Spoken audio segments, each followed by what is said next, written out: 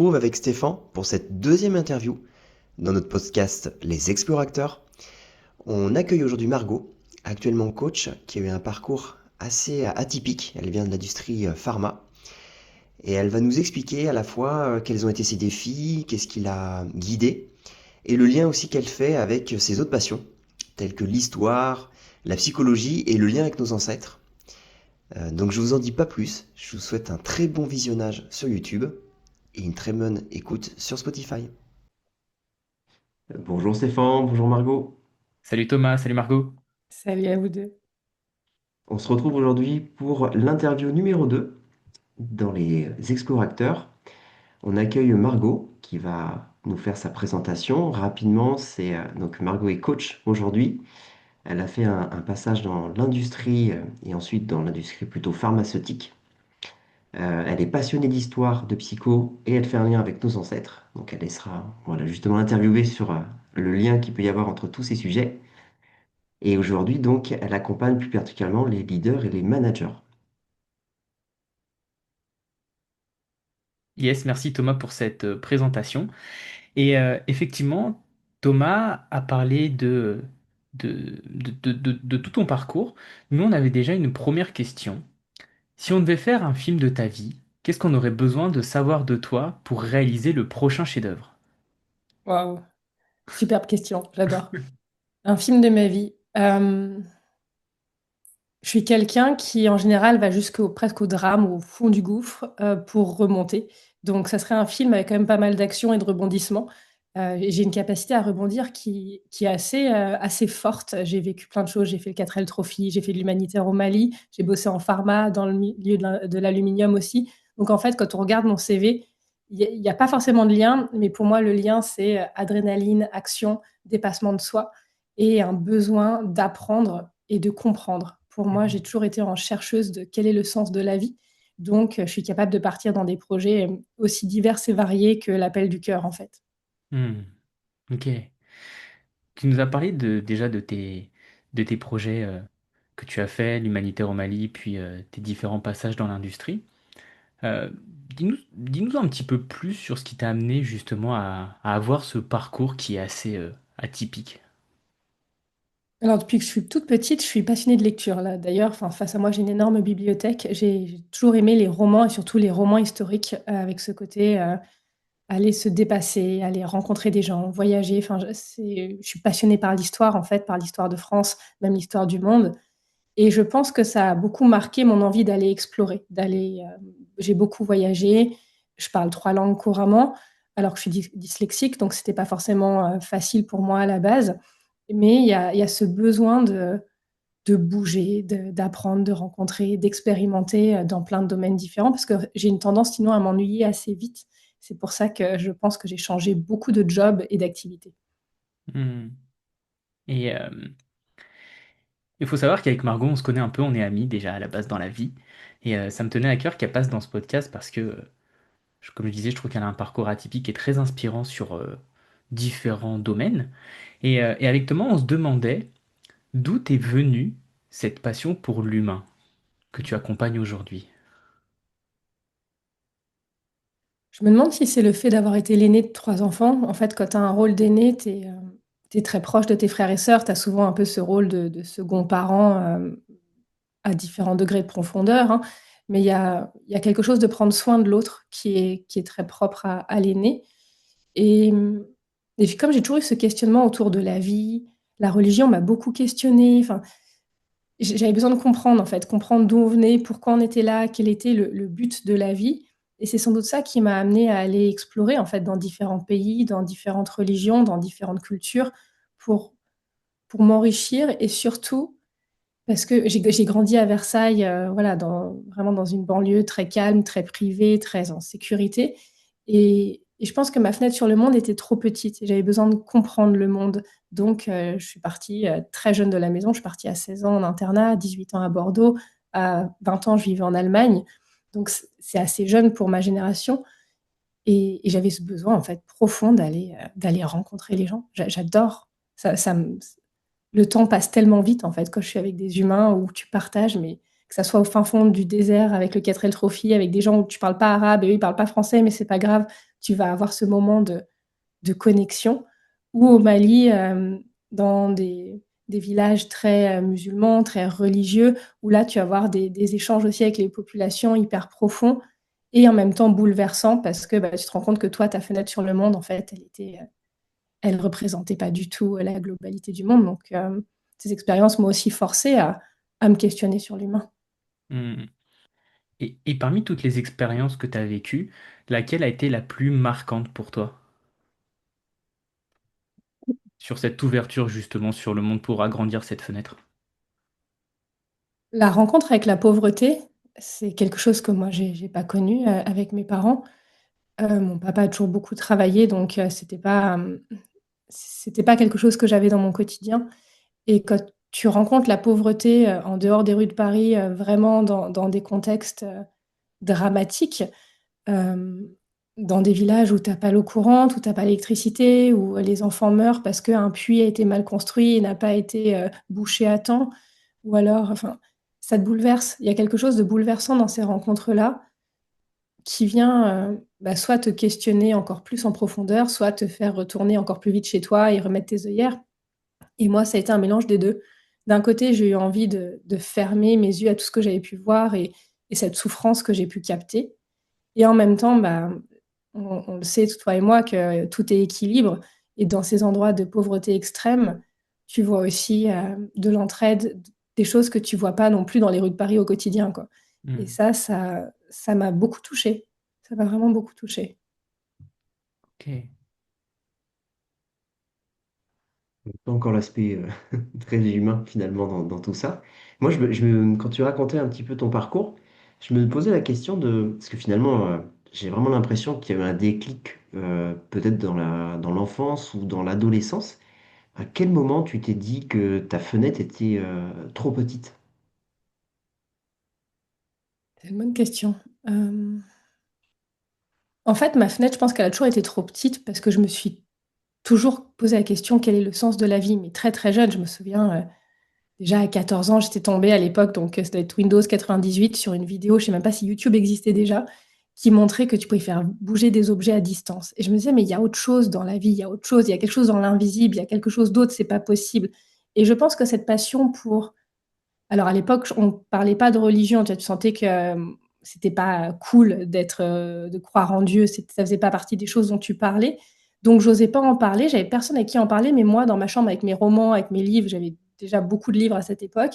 Bah, je suis allée expérimenter plein de choses et par toi-même, c'est pas toujours évident de trouver des réponses, mais bah, j'ai commencé à essayer de capter d'autres choses, à croire à autre chose, à me créer ma propre religion en fait, parce que j'ai grandi donc à Versailles, donc voilà, éducation catholique dans les écoles où j'allais aussi, et je sentais qu'il y avait autre chose. Et je crois que c'est cette quête de autre chose qui, dès mes 14 ans, ont fait que je me suis intéressée à plein plein de choses qui n'avaient rien à voir avec le fait de faire des études d'école de commerce. Hmm. Et ça fait 2 fois qu'on t'entend parler de rapport à la religion. Toi, justement, c'est quoi ton rapport à ça dans ta vie personnelle? C'est intéressant parce que ça a beaucoup, beaucoup bougé ces dernières années.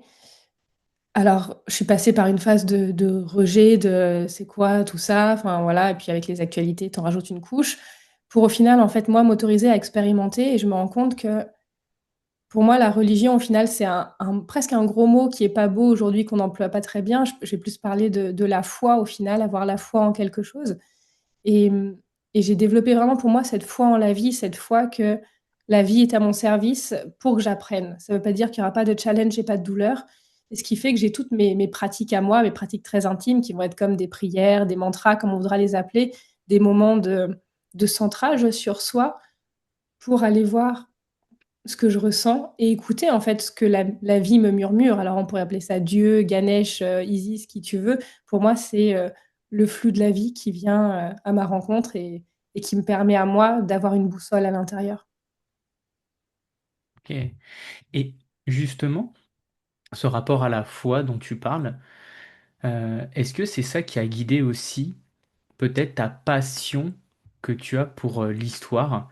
Et plus particulièrement, je sais qu'on en avait parlé quand on avait fait un week-end ensemble au mois de mai avec d'autres amis, cette passion pour la Seconde Guerre mondiale que tu as. Alors moi, je pense que je suis passionnée par cette Seconde Guerre mondiale parce qu'il y a une empreinte très forte sur ma famille, hein, comme sur de nombreuses familles. Et d'ailleurs, quand on parle aux gens, soit les gens en sont passionnés, soit c'est un sujet qu'ils n'ont jamais osé aborder. Donc, moi, la Seconde Guerre mondiale a été un peu une porte d'entrée vers mes ancêtres. Je pense que c'est pour ça que ça m'a aussi beaucoup passionnée. Et puis, il y a aussi ce questionnement, en fait, de à quoi bon, à quoi sert la guerre. Et quand j'ai énormément lu sur l'Holocauste, c'était un questionnement, en fait, de comprendre. J'avais besoin de comprendre comment on pouvait en arriver à des actes aussi barbares, aussi violents. Donc, je pense que c'est aussi une quête de recherche de sens à travers la compréhension de l'histoire. Hmm. Et quel est le rapport justement entre le fait de vouloir comprendre ce qui s'est passé dans la Seconde Guerre mondiale, toutes tes lectures que tu as fait, et est-ce que tu travailles aussi parfois avec tes clients sur ce qu'on appelle le transgénérationnel?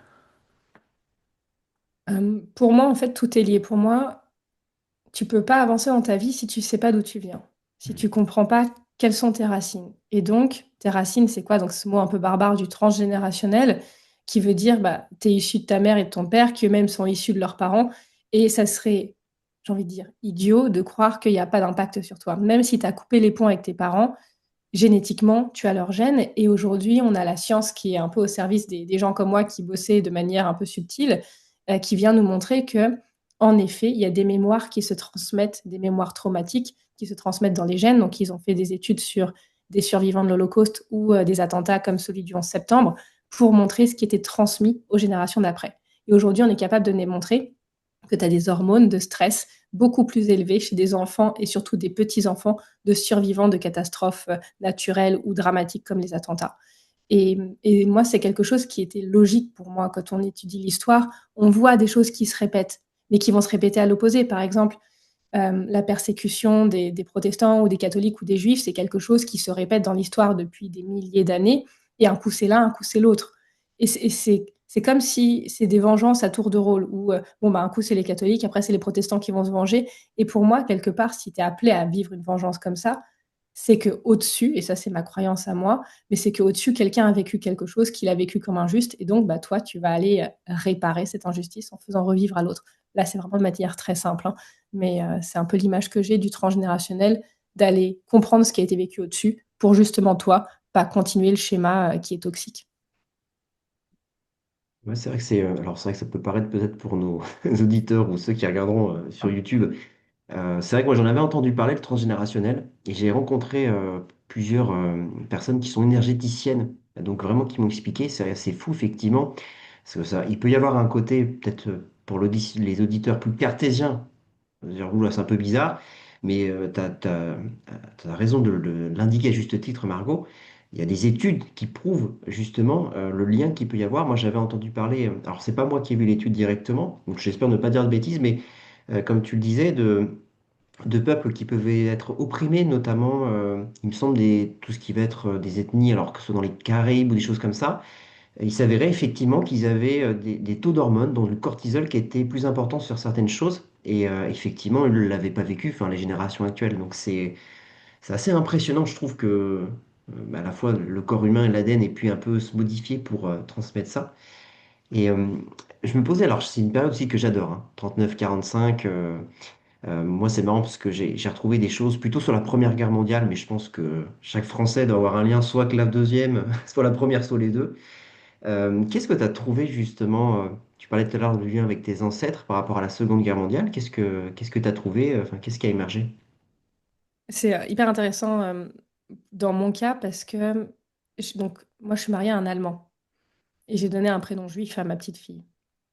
Et en fait, c'est en faisant des recherches que j'ai compris aussi l'histoire de ma famille autour de cette guerre. Ma mère était passionnée aussi par l'Allemagne. Ma mère a failli se marier à un Allemand, mais à l'époque, bon, sa mère n'a pas trouvé ça génial comme idée, si je comprends bien l'histoire de ce qui s'est passé. Donc, elle est rentrée en France. Et moi, je suis allée, en fait, me marier à un Allemand, chose que ma mère n'avait pas pu faire. Donc, tu as déjà, premier petit clin d'œil de, bon, bah, moi, je réalise quelque chose qui n'a pas été fait au-dessus. Et tu as l'allemand a toujours été une langue facile pour moi. Alors que vraiment, enfin, c'est tous ceux qui vont nous écouter seront sans doute d'accord pour dire c'est vraiment une langue barbare à apprendre, pas évidente. Et pour moi, j'ai eu beaucoup de facilité, alors que voilà, je suis aussi dyslexique, donc rien ne cochait. Et mon arrière-grand-mère parlait couramment l'allemand. Et puis ce que j'ai découvert aussi en faisant des recherches, parce que j'ai eu un problème d'infertilité, donc j'arrivais pas à tomber enceinte, c'est que ma maman est née hors mariage, donc elle n'a pas connu son père. Et de son côté à elle, la famille a été aussi assez active pendant la Seconde Guerre mondiale. Donc il y avait un peu des mémoires partout autour de cette guerre, avec un grand-père qui a été dans la politique, donc un arrière-grand-père que je n'ai pas connu, qui était dans la politique pendant cette période-là, euh, qui était totalement opposé au régime des nazis, mais donc qui a quand même vécu cette période de manière très proche. Et de l'autre côté, un arrière-grand-père qui, lui, faisait de la résistance en Charente, donc dans les carrières, qui transportait des lettres, des choses à droite, à gauche, de la nourriture pour des familles qui en avaient besoin. Donc en fait, j'ai une famille qui a mis sa pierre à l'édifice sur différents plans, même si on n'en a jamais vraiment parlé en fait. Et c'est en cherchant tout ça que j'ai compris ce qui s'était passé. Et j'ai découvert que du côté de la famille de mon mari allemand, il y a une partie de la famille qui s'est exilée en France. Donc c'était assez drôle de voir les parallèles entre les deux familles. Moi j'ai une arrière-grand-mère qui vivait à la frontière, donc qui était donc allemande à une certaine époque, parce que la frontière alsacienne a beaucoup changé de nationalité. Hein. Et de l'autre côté, la famille de mon mari, ils sont partis en France. Donc, C'est chouette de voir le lien. C'est vrai que finalement, de dire, tiens, peut-être que j'ai fait quelque chose que ma mère voulait accomplir finalement par rapport au mariage avec ton conjoint actuel, c'est assez fou. Et d'un côté, comme on dit souvent, il y a pas vraiment de hasard. Mais en fait, pour moi, tu vois, le transgénérationnel, c'est pas un truc perché qu'on peut reprocher à la spiritualité d'aujourd'hui, qui parfois part un peu loin. Le transgénérationnel, ma façon de travailler, ça va être de regarder ton arbre, rien qu'en posant ton arbre avec les prénoms, les dates, on voit des choses. Enfin, quand tu as l'habitude de lire un arbre, vraiment, et c'est une question d'habitude et d'expérience, tu vas voir ce qui ressort, tu vas avoir des prénoms qui se répètent, tu vas avoir des incohérences dans l'arbre. Et là, bon, après, je pense que j'ai aussi une sensibilité pour les arbres parce qu'ils m'ont passionnée, vu que ça a été ma clé, moi, pour réussir à tomber enceinte, c'était de comprendre mon arbre. Mais quand tu le poses, c'est très cartésien de poser un arbre. Et déjà, rien qu'en le posant, il y a des gens qui m'appellent en disant «Oh, mais je réalise que mon prénom, en fait, c'était le prénom de ma grand-mère. Et là, elles réalisent, ces personnes, qu'en fait, elles répètent des choses qu'elles n'avaient pas vues. Et ça peut être parfois sur des sujets très lourds comme des maladies graves ou le fait d'une infertilité qui peut être vraiment quelque chose de très douloureux chez une femme. Et ben là, tu réalises que c'est ta grand-mère, elle a perdu 3 enfants à la guerre, donc, et toi, tu portes son prénom. Donc peut-être qu'inconsciemment, il y a une part de toi qui dit bon, on va éviter de refaire des enfants pour qu'ils soient envoyés à la guerre. Sauf qu'on est en 2025 et normalement, en Europe, on est encore assez en sécurité, quoi. Mhm. C'est c'est vrai que chouette. c'est... Ça pourrait être la clé, justement, quand tu parles de clé, parce que je me dis, enfin, on a aussi une audience féminine, et peut-être même masculine aussi, enfin, qui peut être intéressée par ces sujets-là, je veux dire. Toi, c'était cette clé-là que tu as trouvée justement sur ce souci d'infertilité, c'est en lien avec ce que tu disais, ouais. Oui, en fait, j'en parle beaucoup sur mes réseaux sociaux. Quand tu comprends pas bien ta place dans ta famille, ça peut vraiment avoir des conséquences sur le fait de ne pas réussir à être en couple, de ne pas réussir à avoir d'enfants ou de ne pas trouver ta carrière. Et une place, ça se trouve comment? Ça se trouve quand tu as conscience de ta fratrie. Donc, est-ce que tous les enfants qui sont nés ou qui auraient dû naître sont nommés? Tu vois, parce que parfois, un avortement ou un enfant qui meurt intra-hétéro va laisser des traces, même s'il n'est pas nommé. Et aussi, tu as dans mon cas, donc ma mère qui est née hors mariage, il y avait toute une partie de la famille qu'on ne connaissait pas parce qu'elle n'avait jamais connu son père, elle n'avait pas fait les recherches. Et moi, c'était comme si je ne peux pas devenir mère si ça, c'est pas réglé. Mais c'était une intuition. Mm. Ça m'a pendant des mois, hein, j'ai fait des recherches, je les ai retrouvées et j'ai demandé à ma mère d'aller contacter ses frères et sœurs quand on les a retrouvés pour moi me libérer. Ce qui était assez douloureux pour elle parce qu'elle savait même pas s'ils étaient au courant qu'ils avaient une sœur, vu que c'était un amour interdit. Au final, sa mère n'a pas le droit de se marier avec cet homme. Et, euh, et en fait, quand ça s'est fait, 6 mois plus tard, j'étais enceinte. Alors que ça faisait 3 mois, 3 ans que je galérais tous les mois à pas avancer. Donc, pour moi, ça a fait partie de ma solution. C'est à partir du moment où j'ai décidé de comprendre qui j'étais, parce que je pars du principe que c'est plus facile d'être parent si tu comprends un peu mieux d'où tu viens, qui tu es, et donc tu comprends l'histoire qui s'est écrite avant la tienne. Mhm. C'est vrai que c'est hyper puissant ce que tu partages, euh, ce lien avec les générations d'avant, ce qu'on a nous, et aussi ce qu'on transmet enfin, aux générations d'après. Et c'est vrai que quand on nettoie ce qu'on a nous, ben, on nettoie avant, on nettoie pour après. Et c'est vrai que ça peut libérer certains traumas, certains blocages. Et c'est vrai que tu as fait du transgénérationnel sur moi, pas mal de fois. Et c'est vrai que je peux témoigner que c'est vraiment très puissant. Euh, si j'ai juste le temps de partager une petite expérience que tu as fait avec moi, enfin pas une expérience, mais en tout cas un coaching où on a travaillé là-dessus. Faut savoir que moi je me suis beaucoup blessé les pieds quand j'étais plus jeune. Et en fait, en travaillant dans le transgénérationnel, il s'avère que j'ai éventuellement un ancêtre qui aurait fait la guerre et qui aurait perdu ses pieds sur le champ de bataille. Ou en tout cas ses jambes. Ce qui fait que dans, dans mon corps actuel, bah, je me blesse souvent les pieds. Et c'est vrai que quand le lien a été fait, bah, j'ai compris d'où ça venait. Et du coup, bah, ça m'a permis de libérer, de comprendre et de mieux guérir après en fait cette zone du corps. Et c'est vrai que c'est vraiment puissant. Ouais, merci Stéphane. Et tu vois, là, dans ton cas, ce qui était plus délicat, c'est qu'on n'a pas forcément pu vérifier, mais souvent, j'ai la chance que les personnes puissent aller vérifier ce qu'on capte ou ce qu'on ressent. Et tu vois, j'ai une amie que j'ai pas mal accompagnée aussi, elle avait un oncle dont elle était très proche et il s'est suicidé assez brutalement. Et moi, je sentais comme s'il y avait quelque chose de caché, tu vois, autour d'une homosexualité. Et en fait, je l'ai questionné là-dessus. Ça a mis un tsunami dans la famille parce que on l'avait jamais vu avec une femme, mais on voulait pas aborder le sujet. Tu vois, il était né dans les années 50 ou 60. Bref, c'était pas encore une grande ouverture d'esprit. Même aujourd'hui, on en doute encore. Et en fait, le fait de nommer ça a pu tout à coup mettre plein de sens à plein d'événements qui avaient lieu dans la famille et ça a allégé quelque chose de dire waouh, ça se peut, il y a une grande chance. En fait, l'information, elle est pas forcément vérifiable et elle n'est pas forcément véridique à 100%, mais parfois elle va faire tellement sens que ça libère un truc. C'est pour ça qu'il faut faire attention à ce genre de pratique et que je suis moi-même très prudente et je préfère quand les gens peuvent aller vraiment vérifier et poser des questions à vos ancêtres. Donc les gens qui nous écoutent, allez poser des questions maintenant tant que vos grands-parents sont encore en vie pour connaître leur histoire de l'enfance, pendant les guerres, la guerre d'Algérie aussi, beaucoup à questionner, parce que le fait de savoir, comme tu le dis, ça libère un truc et ton corps, tout à coup, c'est comme si ton corps a plus besoin de parler sur ce chapitre parce que c'est nommé et ça apaise tout le monde. Mm. C'est comme s'il y avait une certaine fluidité finalement qui était en soi. Fluidité, une légèreté, et on se dit, ok, ce que tu partageais beaucoup depuis le début, c'est cette compréhension de nous-mêmes. Et c'est vrai que Mm. c'est moi, c'est vraiment le mot que j'ai envie de mettre pour l'avoir vécu avec toi, c'est on comprend ce qu'on a vécu. Et le fait de comprendre, eh ben, on n'est plus en confrontation finalement et on est un peu, bah, tu connais cette métaphore, Margot, parce qu'on l'a entendu un nombre incalculable de fois, mais c'est vrai que on est un peu comme une pierre qui tombe dans l'eau finalement. On est, on devient léger et c'est vraiment ce mot-là, la fluidité une fois qu'on comprend. Ouais, le mental a besoin de comprendre en fait. C'est pour ça qu'aujourd'hui, les pratiques de dev perso, quand elles sont trop perchées, vont pas forcément apporter le soulagement dont tu as besoin qui passe par cette compréhension et cette responsabilisation de qui tu es. Parce que l'idée aussi, c'est pas de dire c'est la faute de mes ancêtres si je tombe pas enceinte, hein. Il y avait tout un contexte autour de moi assez toxique dans l'environnement de l'entreprise, dans ma consommation d'alcool, de soirées, de sorties, pas assez de sommeil. Donc il y avait tout était fait aussi pour que ça marche pas, hein.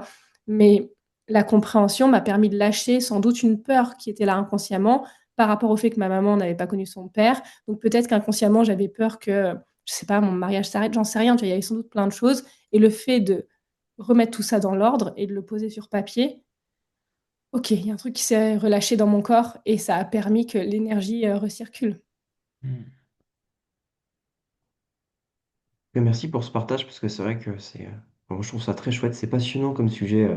C'est des sujets très très. Enfin, ça, comme tu dis, ça met de l'histoire avec le lien avec nos familles. Enfin, je trouve que c'est aussi ultra puissant, même si le coaching est quand même. Enfin, ça peut être assez différent de ça, mais et je fais le lien justement avec cette partie entreprise que tu faisais part là, le fait que voilà, qu'il y avait cet aspect certainement lié à ce blocage mental, mais qu'il y avait aussi peut-être plus que l'hygiène de vie, puis bah, l'environnement. Euh, Tu es passé là par la pharma, il me semble que c'est à ce moment-là que toi tu as fait un burn-out.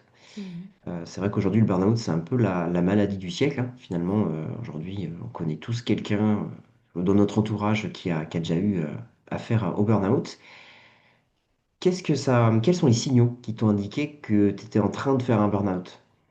Alors moi, j'ai une tendance à pas écouter et aller dans le mur. Et une fois que je suis dans le mur, me dire, ok, ça va pas. Donc, je suis pas forcément la meilleure candidate à questionner là-dessus. Mais les signaux, c'était une perte de sens. Donc bon, après, c'est un peu le caractéristique depuis mon enfance où je cherche le sens. Mais là, j'avais plus envie de me lever le matin.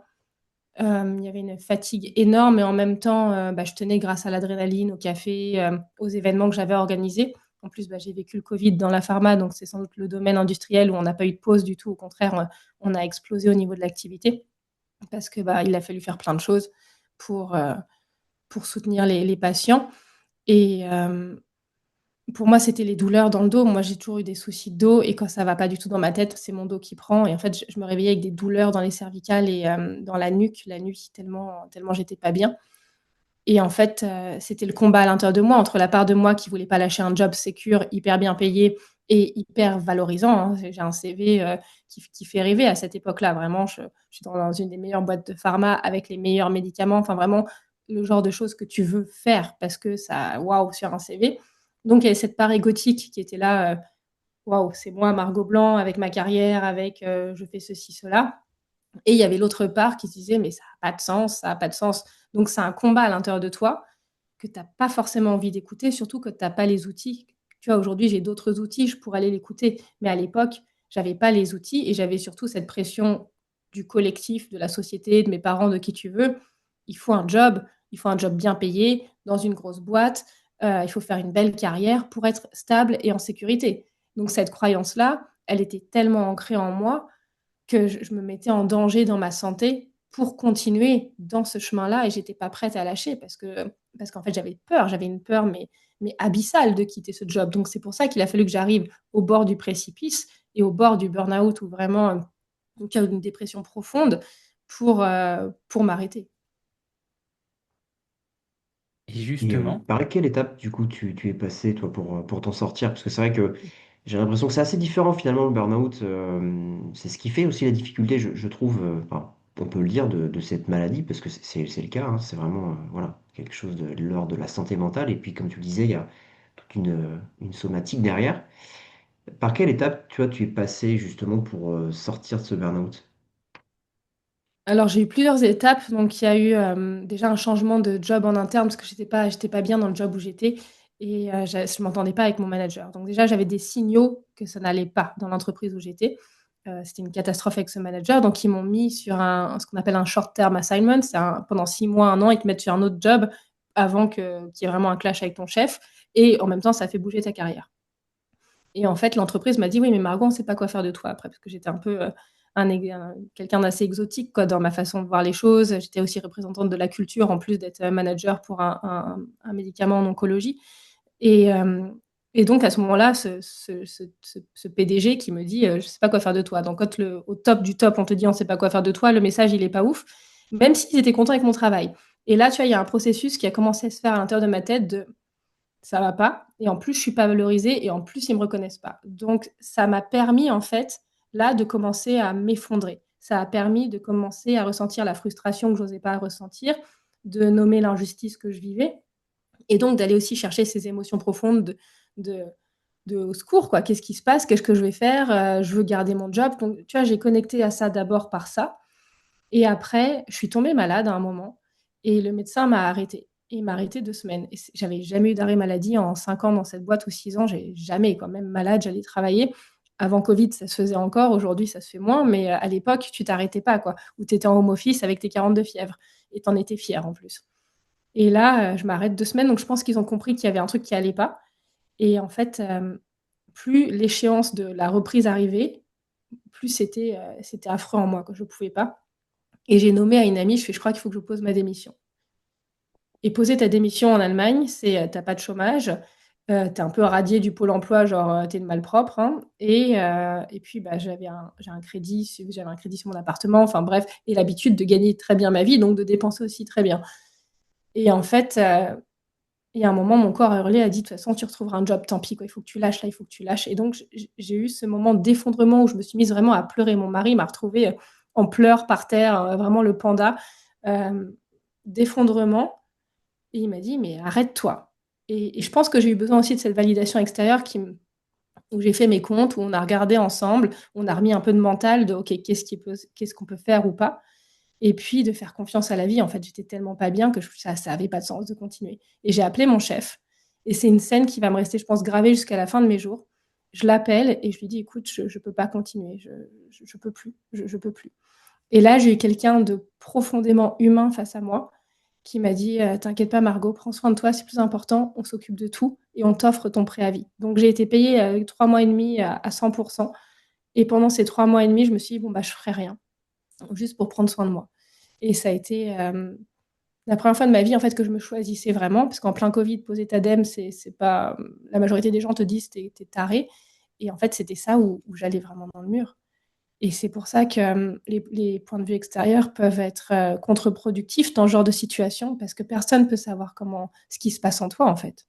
Et tu vois, moi, quand j'ai raccroché de cet appel, je me suis mise à rire, mais à rire en pleurant. Ça a été tu sais, le soulagement.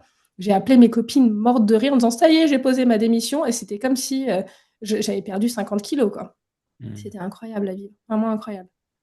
Et par rapport à ça, cette démission que tu as posée, et justement tu parlais des regards extérieurs, euh, quelles ont été les réactions de ton entourage quand tu leur as annoncé que justement tu avais, démissionné de ce job où tu nous disais justement que dans dans la manière de penser de ta famille, par exemple, c'était il faut un job, un CDI dans une bonne boîte avec un bon salaire.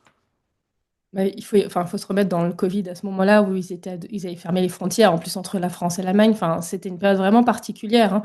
Euh, Mes parents ont pas sauté de joie, hein. Ils m'ont demandé si je savais ce que je faisais. Mais même moi, je savais pas ce que je faisais. Je savais juste que c'était le moment d'arrêter. Et en fait, ce qui a été fou, c'est que j'ai envoyé un mail à mes collègues pour informer que je quittais l'entreprise. Et j'ai reçu mais, des dizaines de mails en me disant, mais bravo pour ton courage. J'aimerais avoir ton courage. Hmm. Et en fait, d'un côté, j'ai ma famille qui, au final, réagit d'un point de vue inquiet en se disant, mais comment elle va faire elle quitte son job avec cette insécurité de l'emploi, en fait, de croire que c'est difficile de retrouver un emploi, ce qui n'était pas ma croyance particulièrement. Donc, je pense que ça a aussi aidé que je quitte tout. Et après, avoir mes collègues me dire, mais bravo, bravo, merci pour ton impact, merci pour tout ce que tu as fait. En fait, j'ai reçu un feedback que j'aurais jamais reçu sinon. Et j'ai encore les mails aujourd'hui, je les ai gardés, je les ai imprimés, j'ai mon dossier pour les jours compliqués où je peux relire en fait ces témoignages d'amitié et de respect de mes collègues qui m'ont dit respect de faire ça. Et qu'est-ce que toi, tu as ressenti justement à ce moment-là, quand tu donnes ta démission et que tu as d'un côté tes parents qui sont inquiets pour toi, et de l'autre côté, où tu reçois tous ces mails justement de tes collègues qui disent waouh, t'es courageuse, j'aimerais avoir ton courage, t'es inspirante. C'est un moment assez intense parce que j'ai toujours travaillé. Moi, j'ai commencé à travailler dans l'entreprise de mon père, j'avais 14 ans. Donc, en fait, depuis mes 14 ans, chaque été, je bossais. J'ai toujours fait des stages. Enfin, en fait, j'avais plus de 30 ans, j'avais 31 ans quand j'ai fait ça. Ça faisait des années que j'avais pas eu de pause. Et donc, d'un côté, il y avait cette pression sociale, mais je m'étais promis de me laisser 1 mois et demi sans chercher de job. Et ce qui a été très beau, c'est qu'en fait, j'ai jamais eu besoin de chercher de job. C'est que le bouche à oreille s'est fait tout seul et que mes anciens chefs m'ont recontacté en sachant que je quittais cette entreprise. J'ai été contactée et démarchée par d'autres personnes. Donc, la vie m'a prouvé que j'avais eu raison de lui faire confiance et de m'écouter. Et ça, c'est la leçon à retenir pour moi, vraiment, c'est que je peux faire confiance à la vie. Quand je sens pas quelque chose, ça sert à rien de me forcer. Et en même temps, bah, c'est gérer le fait que ta famille est pas d'accord avec ton choix. Et ça, c'est très inconfortable quand tu es encore dans cette recherche d'approbation sociale parce que, parce que c'est dissonant. Mais en toi, tu sens bien que c'est juste et c'est là où j'aurais aimé avoir du coaching et te connaître et me faire coacher pour aller gérer, tu vois, le malaise et comprendre que ça parlait pas de moi, mais que ça parlait d'eux. Ok. Et, euh, et justement, Ok. tu parlais après que tu as quitté ce job pour en retrouver un autre, mais après finalement refaire une reconversion pour te lancer dans l'accompagnement. Qu'est-ce qui a dicté ce choix de te lancer dans l'accompagnement des personnes, d'abord sur le transgénérationnel, l'énergétique, maintenant plus avec le coaching en plus, pardon. Alors en fait, donc quand j'ai quitté mon job, j'ai eu 6 mois en fait donc de chômage. Enfin 6 mois où j'avais entre guillemets rien à faire. Et pendant ces 6 mois-là, il y a tous mes anciens projets qui me revenaient en tête. En fait, depuis que j'ai, je pense, 20 ans, j'écris des carnets. J'ai des carnets entiers chez moi d'idées d'entrepreneurs. J'ai toujours eu plein d'idées d'entreprise. Je voulais toujours créer ma boîte. J'adorais dès qu'en école, on avait un workshop pour créer son entreprise, sa stratégie. J'ai toujours eu ça. Et donc, pendant ces 6 mois, bah, c'est revenu. Au final, j'ai adopté un chien parce que mon autre chien était décédé l'année d'avant. Et donc, j'ai beaucoup marché. Pour moi, la marche, c'est vraiment, comme pour toi en fait aussi, hein, ce vecteur de créativité, mais aussi pour relâcher. Et je sentais en moi l'envie profonde de me lancer, en même temps cet appel d'être maman. Et il y a un moment où, euh, moi, dans mon profil, je me voyais pas être maman, être à mon compte et tout créer en même temps. Et puis j'avais encore trop besoin de cette sécurité de l'emploi. Donc, c'est un processus qui s'est fait en plusieurs fois. J'ai repris un job au final dans la pharma, mais dans une petite boîte avec une petite équipe sur un médicament qui était moins clivant, on va dire, que l'oncologie ou la rhumatologie. Je suis partie dans les infusions de fer, donc pour les gens qui sont en anémie. Et ce job m'a permis aussi de me rendre compte de mes capacités. Parce que quand tu es toujours dans la même entreprise, tu ne te rends pas compte à quel point tu es impressionnant pour d'autres personnes. Donc là, j'ai réalisé qu'en fait, bah, waouh, j'étais quand même très douée dans ce que je faisais et j'étais très claire dans ce que je voulais. Et c'est comme ça qu'en fait, en parallèle, j'ai créé une première entreprise que j'ai développée. Donc, j'avais ma carrière la journée et le soir, je faisais mes soins énergétiques et puis mes accompagnements énergétiques, en fait. Hmm. Mais ça a été un processus. Je l'ai créé en septembre 2021, ce premier business. Et là, je dois être à ma troisième ou quatrième refonte de business parce qu'on bouge tout le temps. Ce qui est d'ailleurs génial, l'entrepreneuriat, c'est vrai qu'on Mm.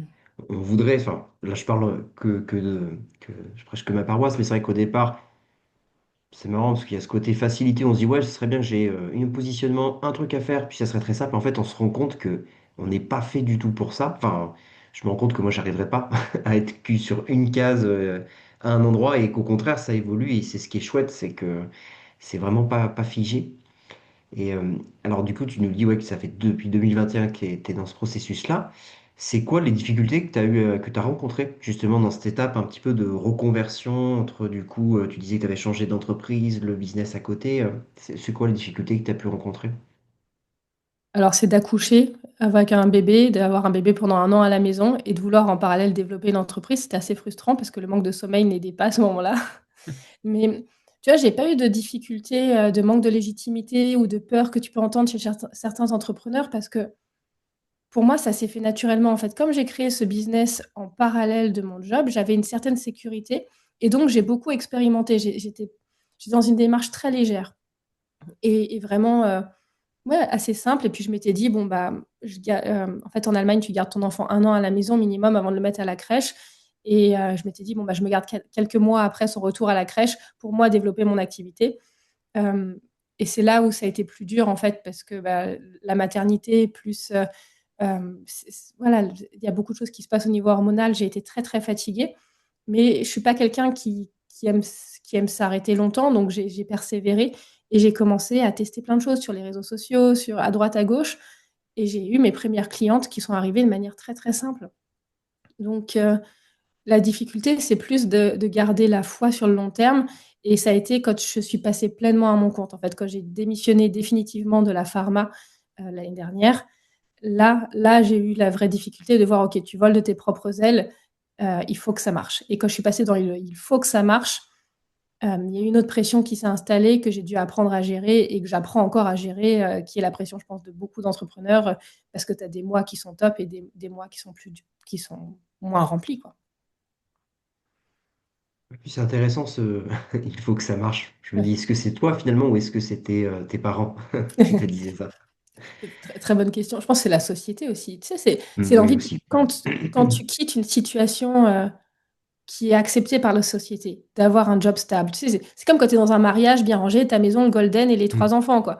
Si tu quittes ça pour aller faire le tour du monde et abandonner ta famille, on va te demander si t'es pas taré, pourquoi tu fais ça. Et ben c'est pareil quand tu quittes un job qui semble super pour tout le monde. C'est comme si on attend que tu prouves que ça valait vraiment le coup de le faire. Et en général, dans notre société, tu dois le prouver soit par un résultat financier, soit par un truc vraiment waouh, du genre, tu as 20 000, 100 000 followers sur Instagram ou je sais pas quoi. Et cette pression-là, elle est pas évidente à gérer, en fait, parce que bien sûr que tu as envie de réussir, mais c'est trouver, c'est quoi pour toi la réussite, en fait? Quelles sont mes caractéristiques qui vont dire que j'ai réussi? Et donc sortir moi-même de mes propres croyances que la réussite, c'est un chiffre d'affaires, c'est un nombre de followers, c'est un nombre de clients, en fait. Et ça, c'est encore en chemin. Et justement, par rapport à ces critères de réussite, où tu disais, il y a la société qui nous qui nous projette un certain système ou une certaine vision de la réussite. Toi, c'est quoi la réussite qui compte pour toi, qui est importante pour toi? Ou si demain, tu as cette réussite-là, tu te dis, j'ai réussi. Alors, c'est deux choses, parce qu'il y a des réussites que j'ai faites dont je suis très fière. Mhm. En entreprise, j'étais représentante de la culture et je suis française en Allemagne, représentant de la culture, c'était déjà quelque chose. Et j'ai pu organiser un événement pour parler d'inclusion, de respect, qui a touché plus de 3000 employés en Allemagne. Et ça, c'est quelque chose dont je suis profondément fière, qui m'a vraiment montré à quel point l'humain est important pour moi et comment moi j'ai envie d'œuvrer.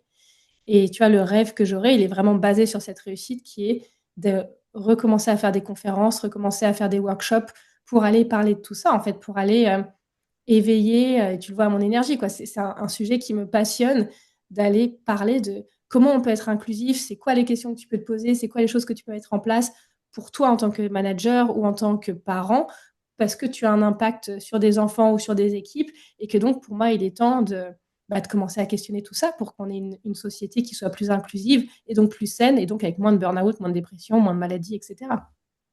Et là, tu me lances, je suis là encore demain matin à te raconter tout ce que je veux faire.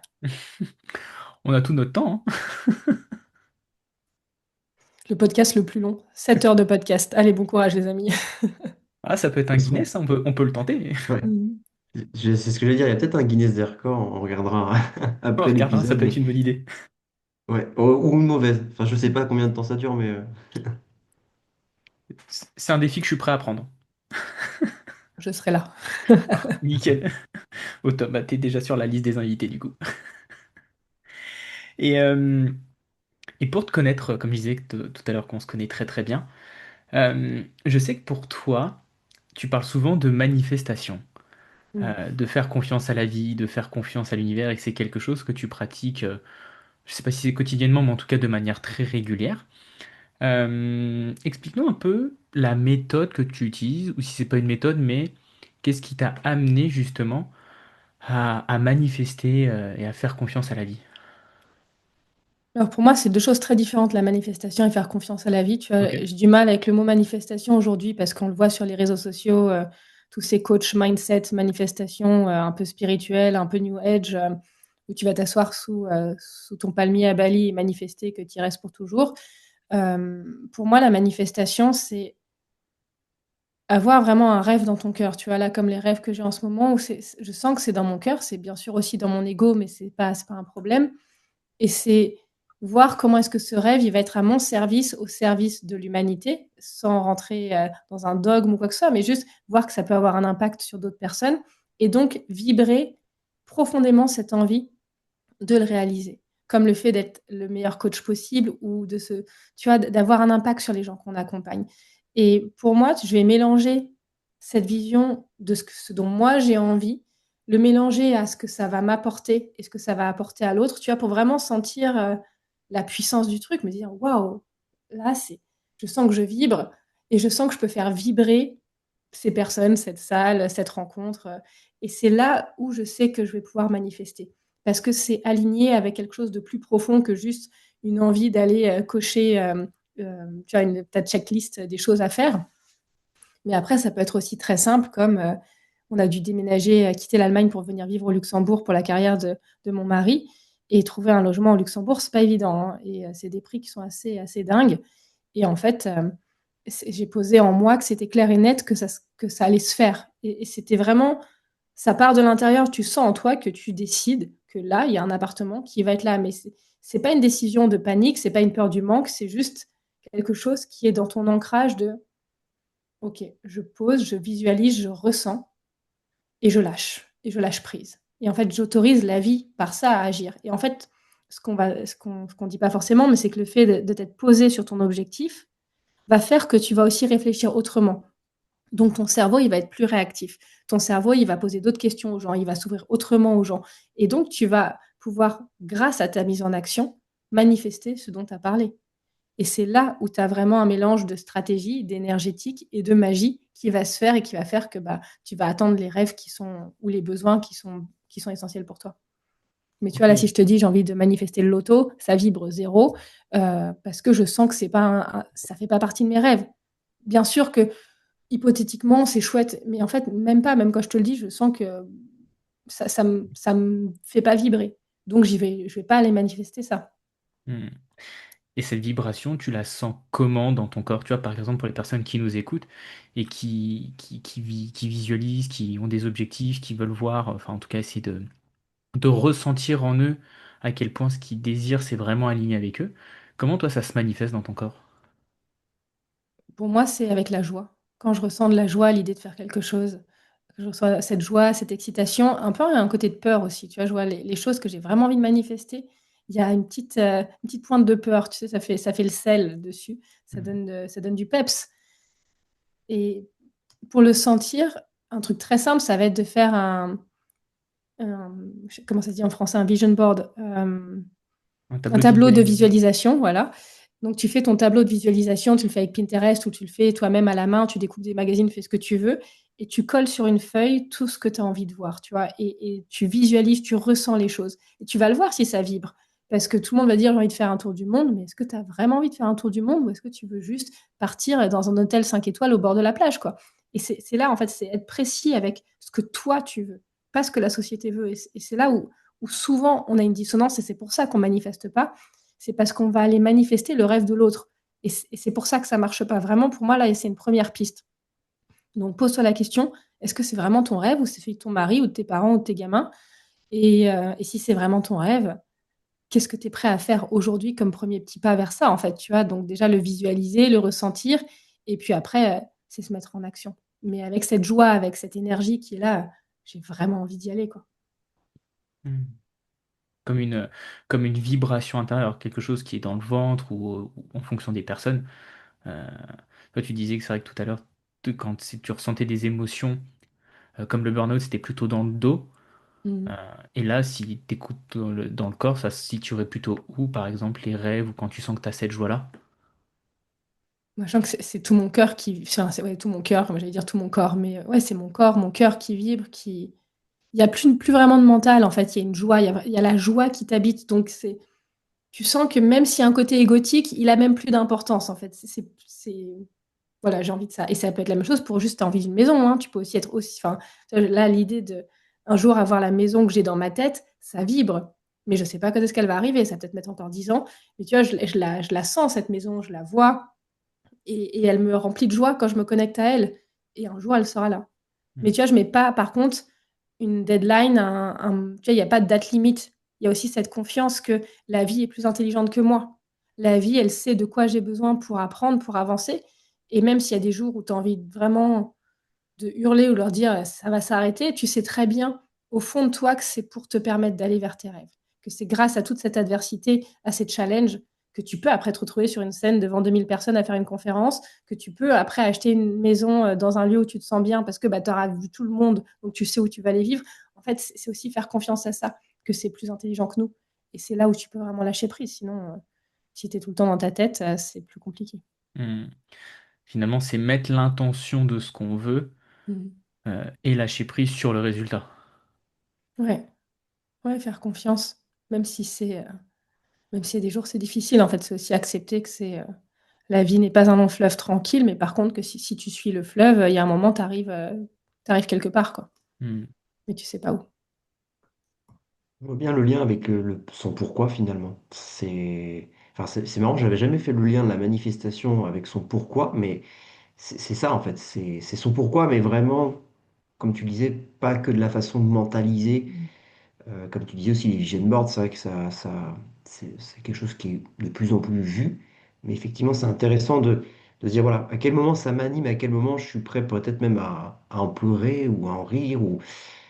Et ça, c'est vrai que c'est la puissance finalement de tout ce qui est, comme on dit, manifestation, abondance, des choses comme ça. C'est vraiment l'émotionnel qui est important et pas le fait, par exemple, moi j'avais entendu des gens qui disaient, répète chaque matin la phrase devant ton miroir. Enfin, voilà, les trucs un peu bullshit de dev perso, à mon sens, ça n'engage que moi, mais ça n'a pas la même puissance, effectivement, si, comme tu le dis, tu as la vision et surtout l'émotion associée. C'est marrant parce que tu te rends compte que la vie et le chemin va t'amener vers ça, quoi. Et puis la confiance, en fait, tu vois, parce que la phrase que tu vas dire tous les matins, tu peux te la dire, il n'y a pas de souci, mais si tu dis une phrase sur un truc où tu n'as pas mis la conscience qu'en fait, la raison pour laquelle tu veux le faire, c'est pour faire plaisir à ton père et pas pour te faire plaisir à toi, Mm. ça va jamais marcher. Et c'est là où, parfois, on a juste besoin de ce petit shift de vraiment se questionner. J'ai vraiment envie de ça, en fait, tu t'arrêtes, tu te poses dans ton quotidien qui va à 3000 à l'heure. Est-ce que là, le palmier que j'ai dessiné sur ma visualisation, c'est vraiment ça ce que je veux? Ou est-ce que je veux plutôt un sapin avec de la neige, quoi? C'est des choses aussi bêtes que ça, mais Mm. on est tellement influencé par notre entourage qu'on n'en a même pas conscience et que donc, parfois, on va vivre les rêves des autres.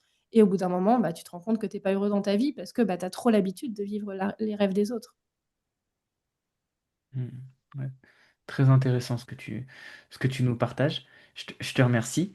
On va parler un petit peu plus de ce que tu fais actuellement. Et qu'est-ce qui t'a amené à vouloir accompagner les leaders et les dirigeants, justement, à comprendre leur mécanisme invisible? Parce que depuis donc maintenant, ça fait 4 5 ans que j'accompagne de diverses façons et depuis 3 ans vraiment à temps plein. Et en fait, j'ai réalisé que un humain qui n'est pas en conscience de son vécu va avoir un impact sur les gens autour de lui. Et dans les personnes que j'ai accompagnées, c'était beaucoup des impacts sur la famille. Et puis, j'ai commencé à accompagner 2 3 personnes en entreprise et j'ai vraiment réalisé que on avait quand même parfois à la tête de nos entreprises des leaders, des managers qui ont des responsabilités sur 50, 100, 200 personnes et qui vont avoir un impact hyper négatif, pas parce qu'ils sont mauvais, mais simplement parce qu'ils n'ont pas conscience de leur mécanisme. Et pour en avoir, en fait, au final, c'est mon histoire, hein, j'en ai beaucoup souffert en entreprise de me retrouver face à des hommes en général, même si tu as des femmes aussi, mais on est quand même dans une société qui est encore très patriarcale, hein, on va pas se cacher de ça. Et donc, tu as des hommes face à toi qui sont coupés de leurs émotions, qui sont peu dans l'empathie et qui sont très peu dans la réflexion personnelle. Par contre, ils sont top, ils sont à tous les workshops de leadership, de ceci, de cela, mais ça descend pas dans le cœur. Et après avoir échangé avec beaucoup de top manageuses, j'ai décidé d'aller accompagner ces femmes qui se retrouvent avec des leaders comme ça, où il y a des résonances souvent avec leur histoire, avec leur père, parce qu'on on recrée ce qu'on a vécu dans l'enfance à un certain degré. Et j'ai décidé, tu vois, d'aller mélanger donc toute cette approche, on va dire, entre grosses guillemets, plus spirituelle, plus énergétique, avec du coaching pour accompagner des gens qui sont très cartésiens, mais qui, à un moment, se retrouvent face à un plafond de verre ou face à des situations où elles sont complètement dépassées parce qu'elles se prennent la violence de la personne en face. Et en fait, ça arrive, mais bien plus qu'on ne le pense. Et j'ai envie, tu vois, enfin vraiment, moi, ma vision du monde, mon pourquoi, c'est d'aller créer un monde où, dans les entreprises, il y a de la conscience de ton impact sur l'autre. Il y a de la conscience de ton impact sur les équipes, la conscience que bah, si tu es toi-même au clair avec tes émotions, tu vas pouvoir manager et leader de manière beaucoup plus sereine, donc avoir un impact qui sera tellement plus puissant. Et donc, tu as tout un cercle vertueux qu'on peut créer dès que les personnes sont prêtes à avancer, hein, parce qu'on ne va pas faire boire un âne qui n'a pas soif, mais je pense qu'il y a de plus en plus de personnes qui ont envie de ça. Et j'ai envie de mettre ma pierre à l'édifice dans ce domaine-là.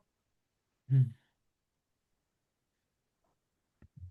C'est un sujet d'actualité, hein. C'est vrai qu'aujourd'hui, les entreprises, je te rejoins, ont vraiment besoin de ça. Et comme tu le disais, à juste titre, c'est vrai que moi, c'est une expérience personnelle, mais j'ai vu beaucoup de femmes managers qui, du coup, se comportaient comme des hommes managers, Ouais. dans le mauvais côté de ce que tu disais, coupés de leurs émotions, dans un côté un peu plus tyrannique, alors qu'en fait, enfin, je suis certain que ça ne leur correspondait pas Mm.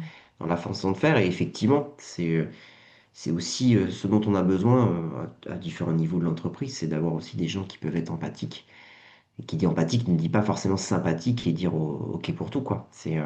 Mais c'est vrai qu'il y a un vrai travail. Et c'est vrai que les formations qu'on peut faire, nous, de coaching, je pense que chaque manager devrait avoir ce type de formation. Ouais, ça serait Tu bien vois, mieux pour les entreprises. ce type de formation ou alors être accompagné. Tu vois, on trouve Mm. ça normal qu'en entreprise, tu aies un certain niveau d'anglais à partir d'un certain niveau de poste et de responsabilité. À quand une normalité d'être accompagné sur ton dev perso, sur ta réflexion de toi-même ou sur ton empathie, en fait? À quand il faut-il, enfin, tu vois, j'imagine un jour où tu as une jauge, tu dois avoir un certain degré d'empathie pour pouvoir être top leader. Parce que tu vois, cette croyance qu'on avait il y a encore quelques années, qu'il fallait être exécutant et pouvoir licencier les gens sans émotionnel, les nouvelles générations elles nous demandent autre chose. elle nous demande vraiment plus de sens aussi. Donc, si toi, tu es bêtement en train d'obéir à un carcan ou à un enfermement imposé par l'entreprise, ces générations, elles vont pas nous laisser faire. Et c'est là où quelqu'un qui va être en conscience de qui il est et de ce qu'il a à faire, même si c'est parfois difficile, tu vois, comme de licencier ou prendre des décisions difficiles, mais s'il le fait depuis un espace de sérénité et où il est d'accord avec ce qu'il fait et pas juste en train d'exécuter, là, tu as un autre impact. Et c'est là où on va créer un changement. Donc, on a encore un peu de taf parce qu'on voit le niveau d'anglais, c'est toujours pas ça. Donc, le niveau d'empathie, mais bon. L'empathie, on l'apprend pas dès le plus petit. C'est ça, enfin, ça change un petit peu. Mais c'est vrai que pour nous, nos générations, les émotions, si tu regardes pas de ton côté, tu l'apprends pas dès la maternelle, alors que ça devrait être aujourd'hui un essentiel. Je crois que ça change quand même des échos que j'ai, mais c'est vrai que pour nous, génération, on va dire 90 en gros, c'est vrai que c'était pas trop ça, quoi. Ouais, je te rejoins sur ce que tu dis. Puis on est dans un entre-deux. On est entre la génération un peu de nos parents où c'est vulgairement boss et tais-toi. C'est un peu ça. L'après-guerre, hein. L'après-guerre, et avec la génération des 2000-2010 qui eux sont vraiment plus à trouver du sens et dans tout ce qu'ils font. Donc on est vraiment, nous, la génération, enfin, dans mon ressenti, la génération 90, dans vraiment un entre-deux où parfois on peut encore avoir du mal à se positionner entre bah, je fais comme on m'a dit de faire ou je tente quelque chose de nouveau au risque de déplaire, au risque peut-être de pas trouver ma place. Et c'est vrai que c'est assez complexe au final de réussir à se positionner de ce qui est juste pour nous. Ouais. Ouais, c'est un exercice. En fait, l'idée, tu vois, c'est pas d'aller contre un système. Je pense que c'est ça aussi. Mm. L'idée, c'est pas de dire ce qu'ils font, c'est pas bien. C'est juste de proposer une nouvelle façon de réfléchir. Parce que tu vois bien, il y a des entreprises où tu peux même pas, enfin, tu arrives avec du dev perso, on t'ouvre même pas la porte.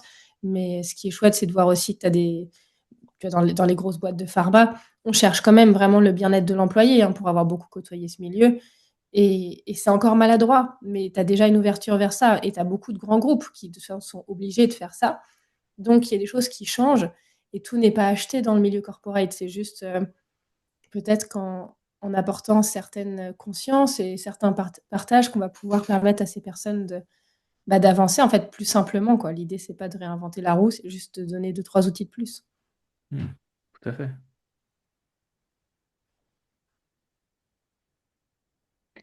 Et on voulait savoir aussi avec Thomas, c'est une question qu'on aime bien poser, euh, quel est le rêve le plus fou que tu as? Le plus fou, le plus important pour toi? Tu vois, si tout est possible, d'ici à la fin de ta vie, qu'est-ce que tu aimerais avoir accompli de dingue? Hmm. Vraiment, en ce moment, mon rêve le plus fou, enfin, mais en fait, il est pas fou, c'est juste mon rêve, quoi. Mon rêve du moment, Mm. c'est d'aller faire un TEDx, c'est aller parler d'empathie transgénérationnelle et de leadership, le tout dans une même conférence sans que ça pose problème et que Ok. ça soit accueilli avec bienveillance. Je pense que mon rêve, c'est d'avoir un impact, en fait, de réussir à avoir un impact à mon niveau en étant leader d'opinion, en étant reconnu pour le fait que ce que je partage et que ce que je prône, c'est entendable et c'est applicable. Et aller créer un impact à ce niveau-là, tu vois, je me dis, mais je serais tellement fière si j'arrive à impacter un certain nombre d'entreprises avec une vision plus empathique et plus en conscience de soi pour permettre une meilleure santé mentale à l'intérieur. Je crois que tu peux mourir tranquille, quoi, avec ça. Mm. Et le rêve que tu avais en étant petite fille, Hmm. c'était quoi? J'ai toujours voulu être une rockstar, mais je sais pas Ok. chanter ni danser. Donc peut-être que faire des conférences, j'ai toujours adoré en faire en entreprise. Et donc ça doit être ma façon à moi de continuer mon rêve de petite fille, d'être rockstar en faisant des conférences. Ouais. Finalement, ce serait être rockstar à ta manière. Voilà, une rockstar qui vient mélanger de la méditation, du leadership, de la vibration, des frissons, des émotions. Tiens, et tu viens de prononcer un mot, et c'est un domaine qu'on n'a pas encore abordé, que je sais que tu affectionnes, la médiumnité. Hmm. De, j'allais te dire, depuis, D'où ça t'est venu en fait je sais pas si comment on peut l'appeler, si c'est vraiment un don, quelque chose qui se travaille, mais d'où ça t'est venu justement cette médiumnité? Pour moi, ce que j'aime bien dire, c'est que l'hypersensibilité, c'est souvent plus une médiumnité qui est pas canalisée que l'hypersensibilité. En fait, ça veut pas dire grand-chose, l'hypersensibilité. Ça veut dire que tu sens les émotions des autres et que tu sens plein de choses autour. Et en fait, ça rejoint la médiumnité. Et la médiumnité, c'est quoi? C'est avoir la capacité de lire des informations qui sont invisibles, mais qui sont énergétiques, qui sont vraiment présentes, quoi. Euh, donc d'où ça m'est venu, aucune idée. Je sais que dans ma famille, on a des femmes assez sensibles et assez puissantes en tant que barreuses de feu et ce genre de choses, mais c'est des choses qu'on ne dit pas. Enfin, on en parle, même si aujourd'hui ça commence on commence à en parler plus. À l'époque, on n'en parlait pas. Et pour moi, en fait, j'ai toujours été comme ça, mais même je pensais que les autres humains étaient comme moi. Pour moi, c'était normal de rentrer dans une pièce et de savoir ce qui se passait, de connaître les émotions des gens. Vraiment, j'ai découvert, je pense, à presque 30 ans que les gens sentaient pas comme moi. Parce que j'avais jamais questionné un autre humain sur ce qu'il ressent. Mais pour moi, c'était normal de sentir, de savoir. Et en fait, c'est quand j'ai compris que j'étais, alors pas différente, mais on va dire que c'est comme tu vois, il y a des gens, ils sont très doués au piano, ils vont lire une partition, ils vont savoir jouer. Moi, je vais voir un humain, je vais pouvoir lire l'humain. Voilà, c'est un truc qui est assez inné chez moi et qui m'a toujours beaucoup, beaucoup servi en entreprise, en fait, pour avancer jusqu'au jour où j'ai compris comment je pouvais l'utiliser autrement et qu'on a commencé à me donner des outils pour affiner cette lecture des choses invisibles, on va dire. Mhm. Et, et quelle est peut-être une expérience que tu as vécue avec quelqu'un où tu as laissé cette part de toi de médiumnité être là et la personne a vécu une belle transformation ou une transformation profonde ou quelque chose en est ressorti. Ça m'est arrivé plusieurs fois. Parce que quand je rencontre des gens, de toute façon, ça part toujours avec moi à un moment ou à un autre sur l'histoire de leur famille. Et j'ai beaucoup de gens qui se confient en fait depuis toujours à moi. Donc là, récemment, j'ai rencontré une femme et puis on discutait tout à fait normalement et elle me parle un peu de son parcours qu'elle vient d'avoir avec un cancer qu'elle vient d'avoir. Enfin bref, une histoire en fait banale qui arrive à plein de gens mais qui est douloureuse et qui montre en fait il y avait plein de choses pas réglées. Et on discute, et puis moi, je capte des choses dans ces cas-là. Donc, elle me parle un peu de son arbre et tout. Et donc, j'ai capté ce qui s'était passé avec les frères et sœurs, avec les parents. Et en fait, le fait que quelqu'un qu'elle ne connaissait pas lui raconte son histoire qu'elle n'avait pas encore racontée, c'est comme si tu te prends une claque à ce moment-là et tu prends conscience de la violence de ce que tu as vécu ou du rejet que tu as vécu. Et ça te permet à ce moment-là d'arrêter de douter de toi ou de ton positionnement. Et tu te dis, en fait, oui, c'était pas juste. Et ça va créer une réparation à un certain niveau. Ça va te permettre en fait de nommer que tu as été victime ou que tu as subi des choses pas justes pour pouvoir après le dépasser. Parce que souvent dans nos histoires, on n'arrive pas à les dépasser parce qu'on n'arrive pas à comprendre l'entièreté de l'histoire. Et moi, comme je suis complètement extérieure, ma vision de ton histoire va pouvoir te permettre de prendre conscience de ce que tu as rejoué. Souvent un rôle sacrificiel. Là, c'était la fille qui se sacrifie pour sa mère, qui elle-même n'a pas beaucoup connu sa mère. Donc, on en a plein des histoires comme ça avec des mamans mortes jeunes, avec. Il y a vraiment, j'ai plein de personnes qui ont, tu vois, qui ont 55 ans que j'accompagne. Bon, bah, les générations d'avant, elles ont connu la Seconde Guerre mondiale. Au-dessus, elles ont presque connu la Première Guerre mondiale. Tu as plein, plein de drames entre les enfants morts trop jeunes, morts de faim, les guerres, enfin, les bombardements. Vraiment, tu as la totale. Et donc, tu as des générations d'avant qui n'ont pas pris leur rôle de parents. Ce qui fait que la génération que je vais accompagner aujourd'hui, elle est en recherche de place permanente. Et là, quand tout à coup, tu dis à cette personne, oui, mais ta mère n'a jamais pu prendre son rôle de mère parce que sa mère n'était pas là. Là aussi, tu sais, tu as ok, je comprends. Et après, tu peux faire un travail thérapeutique ou en coaching pour que cette personne voit l'avantage de ce qu'elle a vécu et tout ce que ça a pu lui apporter sans rejeter la souffrance. Mais c'est des Mhm. moments que j'adore. Mhm. C'est vrai que c'est très, très chouette à vivre pour le coup, parce que voilà, tu m'en as fait vivre aussi des moments de médiumnité. J'ai expérimenté beaucoup avec toi, je dois le dire. Et Oui, c'est vrai que, c'était très cartésien à la base. Enfin, tu montrais pas du tout ça, quoi. ah oui, moi pour le coup, je suis quelqu'un d'assez cartésien qui a du mal à un peu, tu vois, j'ai toujours cru qu'il y avait quelque chose de supérieur à nous, tu vois, comme une force un peu supérieure, et que, tu vois, je suis partisan de dans la vie, il n'y a pas de hasard, il n'y a que des rendez-vous. Ça, c'est un truc auquel je crois profondément. Mais c'est vrai que tout ce qui était transgénérationnel, médiumnité, j'étais pas du tout là-dedans à la base avant de te rencontrer. Un petit peu grâce à ma mère qui est dans l'énergétique et qui m'a fait des soins, des choses comme ça. Mais c'est vrai qu'avant de te rencontrer, j'étais pas là-dedans. Et en fait, tu m'as, bah, j'allais pas dire converti, parce que ce serait pas le bon mot.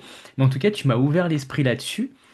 Et c'est vrai que c'est quelque chose que j'ai envie moi-même de creuser un petit peu plus dans le futur. Là, j'ai d'autres projets en ce moment, donc je prends pas le temps. Mais c'est vrai que c'est des choses que j'ai, enfin, en tout cas, des domaines que j'ai envie de creuser un petit peu plus pour moi et pour comprendre, déjà me comprendre moi et comprendre les personnes que j'accompagne aussi. Et c'est vrai que quand je vois les changements que ça a pu avoir sur moi, l'apaisement, la sérénité que ça a pu m'amener parfois, le soulagement, la légèreté ou d'autres, je sais que c'est puissant, quoi. Mm. Et, euh, et tu parlais des sujets justement en coaching. Est-ce que toi, tu as des sujets avec qui tu es, que tu ne te sens peut-être pas capable ou que tu n'as pas envie d'accompagner ou sur lesquels tu ne te sens peut-être pas compétente ou autre d'accompagner. Parce que je sais que par exemple, pour avoir discuté avec certains coachs, il y en a qui sont pas du tout capables d'accompagner sur le deuil. C'est trop Mm. difficile pour eux. Ou pas capables d'accompagner sur des agressions ou des traumas. Est-ce que toi, c'est ton cas ou pas du tout? Non, moi j'ai envie de te dire, les sujets qui m'ennuient, j'ai pas envie de les faire parce que ça Ok. m'ennuie. Donc, tu vois, si ça, les sujets qui sont pas profonds vont m'ennuyer profondément. Si ça reste qu'en surface et tu as quelqu'un qui viendrait me voir uniquement pour performer, si à un moment je peux pas rentrer dans les profondeurs et aller chercher un peu plus en profondeur, ça va, Mm. bon, je vais le faire, hein, mais moi j'ai envie d'aller chercher ce qui te bloque dans ton passé pour le libérer et te permettre d'avancer. Ce qui fait que donc je bosse avec des sujets très lourds, tu vois, l'inceste, les viols, la violence, c'est des sujets que j'ai peut-être pas au quotidien, mais plusieurs fois dans mes semaines. J'ai des semaines d'ailleurs où tu m'as coaché, où j'étais un peu impactée quand tu Mm. enchaînes 4-5 cas morbides ou d'une violence extrême dans les familles, ce qui est malheureusement courant. Mais c'est des sujets en fait qui me touchent parce que tu vois comment en quelques séances tu peux permettre à cette personne qui n'osait pas ressentir de joie ou pas avancer dans sa vie à cause d'un drame comme l'inceste, bah, tout à coup se révéler et laisser tomber, là aussi un poids énorme de ses épaules. Et donc, non, au contraire, j'aime aller accompagner une fois que la personne a dépassé le trauma, hein, j'accompagne. Enfin, parfois, il y a quand même besoin d'aller voir un psy, un psychiatre. Je pense que c'est important de le répéter, Mm. surtout que là, c'est des sujets qui sont très, très difficiles. Mais tu vois, les gens, quand ils viennent me voir, ça fait des années qu'ils ont commencé à avoir conscience du sujet, au moins pour eux-mêmes, et donc ils sont prêts à avancer, et ils ont conscience qu'ils ont vécu ça pour une raison. Et dans ces cas-là, je suis top parce que si tu as envie de comprendre le pourquoi, moi, je vais t'aider. Par contre, si tu es encore trop dans le stade de je souffre de ce que j'ai vécu, ça va être là plus délicat pour moi, en fait, parce que moi, j'ai une tendance à voir le positif dans tout, même dans ces choses très violentes. Et donc, ouais, peut-être que pour quelqu'un qui a besoin de faire le deuil de ce qu'il a perdu, je serais. Ouais, j'en sais rien. Non, je sais pas, ça dépend. Ça dépend vraiment du sujet. Ça dépend de Mm. la personne, en fait. Tu peux tout accompagner, ça dépend de la personne et de l'intensité qu'elle est prête à y mettre. Mm. Je te rejoins là-dessus, c'est vrai que ça dépend le lien en fait, la relation Mm. qu'on a avec l'autre, la relation de confiance qui s'est créée entre bah, la personne qu'on accompagne et nous-mêmes. Après, c'est vrai qu'il y a des sujets sur lesquels on se sent peut-être moins à l'aise. Et Mm. donc c'est vrai que comme tu dis, c'est important soit de rediriger vers quelqu'un qu'on connaît qui peut être spécialisé dans ce domaine-là, ou d'aller voir un autre thérapeute, un psy, peu importe. Surtout si on se sent pas apte à pouvoir accompagner la personne. Et ça, je pense que tu as bien fait de le répéter. Et c'est vraiment un point essentiel. Un bon rappel, ouais, c'est vrai que peut-être que pour certains qui ne sont pas dans les domaines de l'accompagnement, on a du mal à se dire finalement différence entre un thérapeute, un coach, un psy, etc. Et c'est vrai qu'une des différences, tu l'as bien dit Margot, c'est l'aspect souffrance qui alors, il peut y avoir une douleur, mais je veux dire, quand on parle de sujets comme tu as évoqué, on est sur des souffrances quand même assez importantes. Voilà, sans un travail préalable chez un psy, psychiatre, certains thérapeutes. Je veux dire, le coaching a sa place, mais c'est, à mon sens, plutôt l'après. Enfin voilà, ou pour une autre dimension, mais pas pour une dimension de souffrance, en tout cas de douleur profonde, quoi. En fait, tu vois, pour moi, ça va vraiment dépendre de ta stabilité mentale. Une personne qui va être trop impactée, tu vois, par exemple, une levée de trauma amnésique, euh, je pense qu'en tant que coach, on n'a pas forcément les outils pour aller gérer ça. mais tu peux le gérer. Ça va dépendre en fait de la personne face à toi. J'ai une amie que j'ai accompagnée là-dedans. Elle était elle-même formée à plein d'outils thérapeutiques par rapport au trauma. Donc, lorsqu'elle m'a demandé, elle savait ce qu'elle voulait. Mais une personne qui s'est jamais fait accompagner, c'est là où je pense qu'on a besoin de rediriger ou de vraiment mettre des warnings et de checker plusieurs fois dans les coachings, dans les accompagnements, comment va la personne. J'ai accompagné des gens suicidaires aussi, une jeune femme en particulier, et j'ai contacté les parents. Dans ces cas-là, tu vois, je vais capter en moi, ressentir en moi, est-ce que c'est OK? Parce que j'ai quand même beaucoup d'outils, je me suis formée à plein de choses. Euh, et en même temps, cette jeune femme avait vu plusieurs psychologues, personne n'avait pu l'aider. Donc en général aussi, les gens, quand ils arrivent chez moi, je suis un peu tu sais, le dernier recours de, bon, bah, on m'a dit que tu étais douée pour ça, on débarque chez toi, on a conscience que ça, tu vois, en fait, ça dépend du niveau de conscience. Donc chaque trauma est différent, chaque histoire est différente. Pour les personnes qui nous écoutent, qui cherchent un thérapeute là-dedans, c'est vraiment aller observer le thérapeute sur les réseaux, le contacter, avoir un appel découverte, enfin voilà, prendre le temps de sentir si la personne nous appelle et après choisir en conscience sans remettre tout son pouvoir. Et c'est le problème dans ces moments-là où tu es quand même très affecté parce que tu as tendance à remettre ton pouvoir sur le thérapeute et c'est là où ça peut être dangereux aussi. Donc, ouais, c'est avancer au cas par cas, quoi. C'est de très bons conseils, effectivement, parce que c'est vrai que c'est pas évident finalement de choisir. C'est pas évident déjà d'y aller. Ouais. Et en plus, pour certains, ils y vont une première fois. Il suffit qu'il y ait quelqu'un qui dise, bah écoute, je suis pas super compétent sur ce domaine ou je suis pas à l'aise. Même pour certains patients, ça peut être vécu vraiment comme un rejet. Donc c'est important Mmh. effectivement de garder un peu cette idée d'un test et finalement, pourquoi pas contacter trois personnes qui peuvent être un peu différentes et de voir finalement comment on ressent les choses, comme tu dis, et le feeling, hein, parce que c'est quand même super important dans les métiers d'accompagnement, au-delà des spécificités qui sont aussi très importantes, ou de l'expérience, c'est aussi le feeling qu'on a avec son accompagnant, quoi.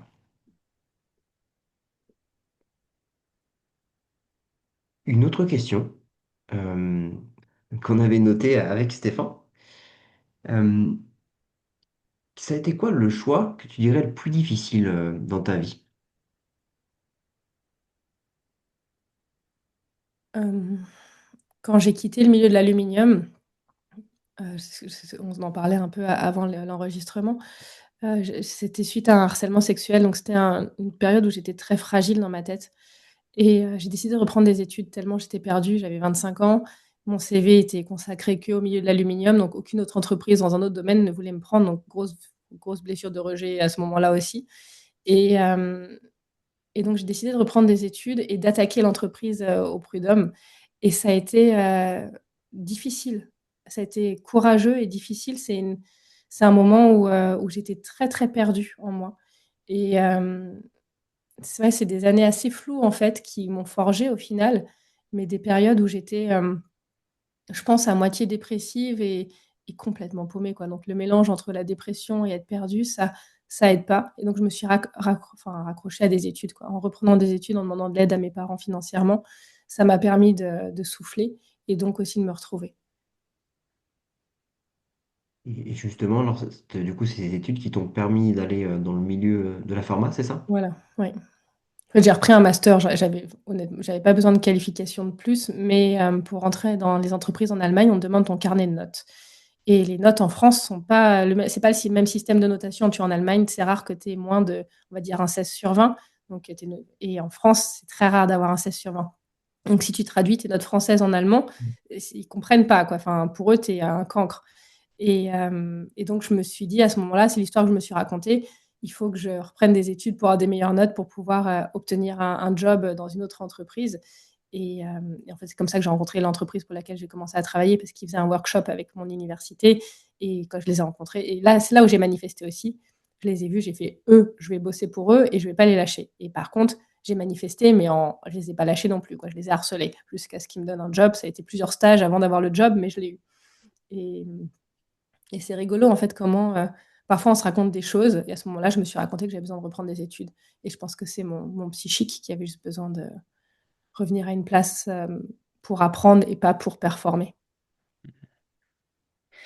Tu parles d'histoires qu'on se raconte. Mmh. Et je sais que comme on est enfin, on a été formé au même endroit, et ça c'est vrai que c'est un domaine qu'on aborde beaucoup. Quelles ont été les histoires que toi tu t'es racontées peut-être à une certaine période de ta vie pour diverses raisons, que ça puisse être pour te protéger, pour, pour donner une image de toi, ou peu importe ce que ça peut être. Je me suis beaucoup raconté que j'étais pas capable d'avoir une entreprise, que Mhm. c'était pas pour moi, que j'étais pas assez organisée et que j'étais pas assez structurée. Et un jour, une de mes manageuses m'a dit: «Mais Margot, enfin, bien sûr que si, tu es structurée, sinon tu pourrais pas faire tout ça dans l'entreprise, en fait. Quand tu gères des gros congrès et des budgets à plusieurs millions, tu as intérêt à être un minimum structurée». Mais je me comparais en permanence à des gens qui avaient pas du tout les mêmes atouts que moi, mais par contre et qui étaient très structurés. Et ça, c'est une histoire que je me suis beaucoup racontée et qui m'a fait beaucoup de mal, en fait, parce que je me suis toujours définie comme étant bordélique et tout, mais non. En vrai, si tu regardes mon appartement, bon, ouvre pas mon placard de fringues, mais tu vois, enfin là, mon bureau est rangé, les choses sont rangées et et c'est des choses qu'on m'a tellement racontées, répétées, que tu es bordélique, mais ça veut pas dire que tu es bordélique partout. Je suis peut-être bordélique dans mon placard de fringues, mais dans mon entreprise, dans ma gestion de mes clients, c'est très clair en moi et j'ai eu besoin d'aller comprendre que quelque chose pouvait être vrai et faux à la fois. Ça dépend juste du point de vue. Du point de vue de ce qui est important aussi, là Ouais. où tu veux mettre de la valeur finalement. Voilà, ranger mes vêtements, ça m'a jamais intéressée. Ma mère pourrait te le dire, depuis que je suis petite, jamais et ça continue aujourd'hui, mais c'est OK. Hmm. Et finalement, t'as mis de la valeur sur toi, l'organisation de ton entreprise, de tes workshops quand tu étais à l'époque salarié. Mmh. Là, tu étais organisé, structuré et tout roulait. Ah oui, puis je savais ce que j'avais à faire, quoi. C'est sûr que Hmm. me demande pas ça dans ma cuisine ou dans mon placard à vêtements, quoi. Mais c'est vraiment une histoire de valeur, en fait. C'est que c'est pas Hmm. pour moi, c'est important, d'avancer sur des projets et pas sur, l'état de mon placard. Hmm. Et justement, tu parles de... C'est important pour toi d'avancer sur tes valeurs. C'est quoi les trois valeurs principales que tu as? Ou tu vois, si avec Thomas, on passe 24 heures avec toi, on se dit, tiens, Margot, elle a cette valeur-là et cette valeur-là qui sont importantes pour elle. C'est marrant, la première qui vient, c'est, j'aime rire et apprendre en même temps, tu vois? J'aime les conversations profondes comme aujourd'hui, Ok? et en même temps mettre de l'humour parce que j'ai failli te répondre, ma valeur numéro un c'est le champagne et je me suis dit: «Ça allait pas être top dans un podcast», donc on la mettra en numéro 2. Mais tu vois, j'ai besoin de l'humour, quoi. J'ai un Hmm. côté assez piquant et tu vois, je me rends compte que dans mes valeurs, c'est ça, c'est aller chercher, avec de l'humour les choses plus profondes, parce que ça m'éclate, parce que je trouve ça hyper intéressant d'aller, poser des questions à tu vois, des top managers ou qui on pose jamais aucune question. Moi, j'adore quoi, aller chercher le petit truc et c'est quoi l'histoire de ta famille, de ceci, de cela, alors qu'ils ont aucune envie de dévoiler leur vie privée. Et, Donc voilà, moi, tu verras beaucoup de profondeur et en même temps, une non envie de me prendre la tête pour un grand nombre de choses, donc beaucoup de simplicité dans le quotidien, dans le fait de juste se poser, de lire un livre, boire un thé et de faire des choses assez simples. Ouais, la lecture fait vraiment partie de mon quotidien. Tu vois, même quand je suis fatiguée, j'ai toujours un livre. De toute façon, j'ai des livres partout. Même quand je pars pour un week-end, je sais que je vais pas lire. J'ai un livre avec moi au cas où je vais lire. J'ai besoin parce que ça me permet aussi d'éteindre mon cerveau 30 secondes et de rentrer dans une bulle qui va me permettre d'expérimenter autre chose. Et puis, une troisième, tu veux? Si on enlève le champagne? j'allais dire, tu peux mettre le champagne, mais... Non, apprendre. En fait, je crois que ouais, apprendre plein de choses, découvrir plein de choses. Enfin, à ton côté, quand tu nous expliquais la dépolarisation et ce genre de choses, enfin, je trouve j'adore apprendre, même si j'ai pas forcément envie après d'appliquer ou de l'apprendre pour moi-même, mais tu vois, voir l'autre t'expliquer des choses, faire des liens dans ma tête, comprendre que: «Ah là, ce que tu me dis, ça va me servir pour un autre endroit, totalement improbable, mais ça va me servir». Ça, c'est ça qui me donne envie de vivre. C'est ces Hmm. moments-là qui sont pleins de sens. Et quand tu dis apprendre, c'est apprendre pour plus les connaissances ou pour toi aussi comprendre comment tu peux fonctionner? Parce qu'il y a deux choses, tu vois, il y en a Mmh. qui préfèrent peut-être apprendre pour enseigner et d'autres qui aiment apprendre pour se comprendre également. Toi, où est-ce que ça se situe? Ou peut-être les deux. Bah, tu vois, si moi on regarde l'apprentissage, tu vois, je te dis, je suis passionnée d'histoire, me demande pas une seule date ni les prénoms, quoi. Bah, par Hmm. contre, je peux te parler de l'histoire, de comment ça s'est passé, de tout ça. En fait, c'est tu vas me partager quelque chose qui va faire tilt. Si ça fait tilt, ça va rentrer en moi et c'est comme si je vais me l'approprier et je vais l'utiliser à ma manière. Donc, tu vois, si tu me racontes des histoires, une histoire d'un endroit dans le monde où ça va m'intéresser parce que je sais que je vais m'en resservir à un moment pour inspirer quelqu'un ou partager quelque chose d'une manière, différente. Donc c'est en fait, c'est apprendre pour déjà m'enrichir moi, parce que la connaissance, enfin, ça me nourrit vraiment, j'aurais pas autant de bouquins sinon, et aussi parce que je sais que ça va servir à un moment ou à un autre. Tu vois, grâce à toi, je sais que si quelqu'un a un certain blocage, eh ben, je vais repenser à des choses de la dépolarisation que tu m'as nommées. Je vais aller faire ce processus qui n'est pas forcément intuitif, mais hyper puissant, parce que tu m'as donné cette ressource, donc j'irai relire comment l'utiliser pour la réutiliser. Hmm. C'est avoir des clés, en fait, pour avancer. Je pense que c'est ça, c'est avoir des connaissances. Comme ça, je sais que je pourrai toujours avancer parce que j'ai des connaissances. Ok. Ah, hyper intéressant. La manière dont tu vois l'apprentissage. Le voir vraiment comme, je vais prendre cette métaphore-là, mais comme des clés qui viennent Mm. ouvrir des serrures, en fait, finalement. Ouais. Tu vois, c'est ce que je dis à mes clients, je suis comme un détective. En gros, tu as un sujet, je ne vais pas m'arrêter tant que j'ai pas trouvé la solution au sujet. Et donc, pour ça, j'ai besoin d'avoir plein de savoirs différents parce que pour moi, il n'y a pas une méthode qui résout tout. On voit des thérapeutes aujourd'hui qui sont là, ils ont une méthode et ils utilisent que ça. Ça marche très bien pour eux. Moi, pas. Moi, j'aime me dire, bon, bah, j'ai plein de choses différentes et si je ne sais pas faire, j'ai plein de gens chez qui envoyer. Et là, comme ça, tu vois, je me sens déjà soutenue. Et c'est ça ce qui me permet aussi d'avoir cette sécurité de savoir qu'à un moment, ça va se dénouer pour toi. Et c'est comme ça que j'arrive à accompagner avec moins de pression. Parce que quand tu accompagnes sur des sujets, enfin, sans la vie de chaque humain a ses hauts et ses bas, mais sur des sujets très douloureux, ça me permet d'avoir cette confiance qu'on va trouver. On va trouver un truc, on va trouver une solution. Hmm. Ok. Hyper intéressant.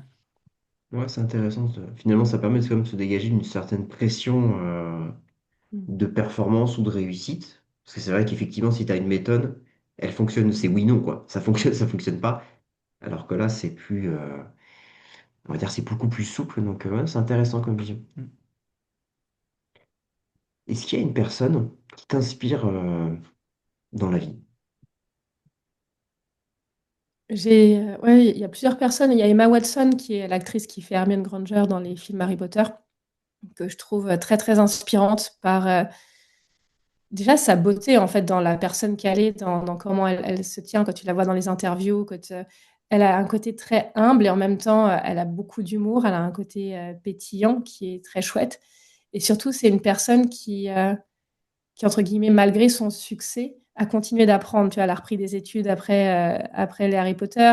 Euh, et c'est une femme qui fait beaucoup pour le monde féminin, en fait, qui inspire aussi par ses positionnements, par ses prises de parole, et, euh, et qui a fait des choses qui, à l'époque, se faisaient pas forcément dans le monde du cinéma. Et donc, ce genre de personne m'inspire à continuer aussi, à me dire, c'est pas parce que ça n'a jamais été fait qu'on peut pas y arriver, quoi.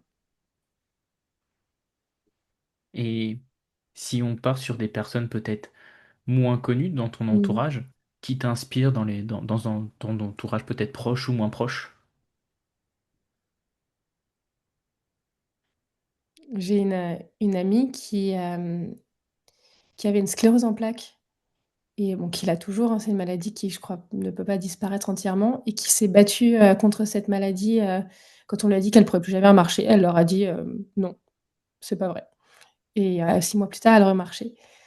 Et ça me touche ce genre d'histoire parce que ça te montre à quel point, en fait, quand ton mental il a décidé d'un truc, même quelque chose qui est impossible d'après la science et les médecins, en fait, c'est pas forcément vrai. Hmm. Et elle s'appelle Eva Naudet, et elle était aussi dans notre école de coaching. C'est comme ça que je l'ai rencontrée. Et c'est une femme qui a dépassé beaucoup d'adversité, beaucoup de violence. Elle en parle, elle a écrit un livre aussi.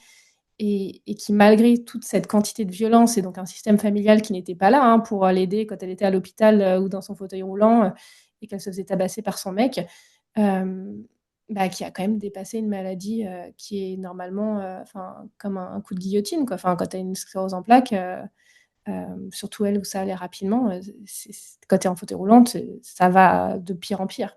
Et elle Hmm. remarche aujourd'hui. Elle remarche sans canne. Et ça, tu vois, c'est se dire que cette personne, grâce au coaching et à plein d'autres choses, elle a réussi à, à rendre possible l'impossible. Et ouais, comme quoi tout est possible en fait. C'est juste, Hmm. c'est quoi ton rêve? Et elle, son rêve, c'était de marcher avec son garçon qui avait 1 an, donc il commençait à marcher. Et grâce à ce rêve, elle l'a réalisé. Donc d'où l'importance d'avoir des rêves qui sont précis. et qui sont vibrants. Hmm. Ce que tu expliquais tout à l'heure, le fait de cette vision et de le ressentir à l'intérieur de nous et sentir que Mm. c'est juste et que elle, peu importe l'adversité qu'elle a eue, elle a réussi à réaliser en fait ce qui était vraiment important au fond d'elle. Ouais, ouais. Ouais, c'est c'est chouette, ben, j'aime beaucoup cette histoire. Je te Mm. la présenterai. Ah mais avec grand plaisir. C'est quoi son Euh, livre si jamais ça peut intéresser Je te partagerai son lien. Elle fait beaucoup sur les réseaux sociaux. Elle a Ouais. même créé une énorme association pour les personnes touchées par la sclérose en plaques. Donc, je vous partagerai ces informations, comme ça vous pourrez mettre sous la vidéo. ah Ouais, oui, ça Mm. marche. Top. avec grand plaisir, on mettra ça en lien sur la description de la vidéo sur YouTube et sur Spotify pour les Mm. personnes qui sont intéressées d'aller voir son profil. On avait une autre question aussi qu'on trouve intéressante, euh, même si je pense que, te connaissant, je connais une part de la réponse, mais ça va intéresser toutes les personnes qui nous écoutent. Qu'est-ce qui te rend riche aujourd'hui? Mm. J'ai envie de dire, les personnes que j'ai rencontrées ces dernières années me rendent vraiment riche par ce qu'elles m'ont permis de réaliser. Au final, hein, quand on dit qu'on se réalise tout seul, c'est pour moi l'un des plus grands mensonges. Grâce à ce réseau que j'ai créé d'amis, de rencontres, de clients aussi, c'est une richesse énorme. Et ça, je me dis que c'est quand même grâce à tout ce travail de mise en lumière de mes ombres que j'ai pu créer tout ça. Donc ça, c'est une immense richesse et ouais, c'est la plus grande richesse de ces dernières années, c'est ces personnes autour de moi. La richesse des nouvelles, nouvelles rencontres. Mmh. Des Mm. rencontres qui sont soutenantes, en fait, qui viennent accompagner ce chemin vers plus de sens et pas ce chemin vers plus de carrière. Et l'un n'empêche pas l'autre, hein, on est d'accord, mais moi, dans mon cas, ma carrière m'empêchait de trouver le sens. Ok. Et là, maintenant, je suis dans une démarche où j'ai aussi envie de réussite et d'impact et tout, mais j'ai trouvé un cercle qui m'aide à garder ce cap du sens et donc ne pas me perdre. Et parmi les personnes qui t'ont rendu riche ces dernières années, quelle était peut-être la rencontre, je vais pas dire la plus belle, parce que ça voudrait dire qu'il y a des rencontres qui sont moins belles, mais en tout cas la rencontre peut-être la plus improbable ou celle où tu as été le plus surprise ou qui t'a apporté peut-être quelque chose auquel tu t'attendais pas. Euh, j'ai rencontré une femme en fait par le biais du séminaire de David Laroche qui s'appelle Rifat. Et Rifat, sa famille vient du Pakistan, si je ne me trompe pas. Donc, elle est la génération qui est née en France. Et donc, il y a tout un milieu culturel autour d'elle. Et Rifat, c'est une femme qui lâche rien, qui lâche rien, qui avait décidé de créer un événement où il y aurait Tony Parker. Et donc, elle a créé son événement en faisant venir Tony Parker. Hmm. Et, et là aussi, tu vois, c'est à nouveau ce genre de personnes qui ne lâchent rien, qui vont chercher toutes les ressources, qui vont mettre tout leur argent sur la table, qui ne savent pas ce que ça va donner et qui vont créer un événement qui va impacter des gens, qui va impacter des vies.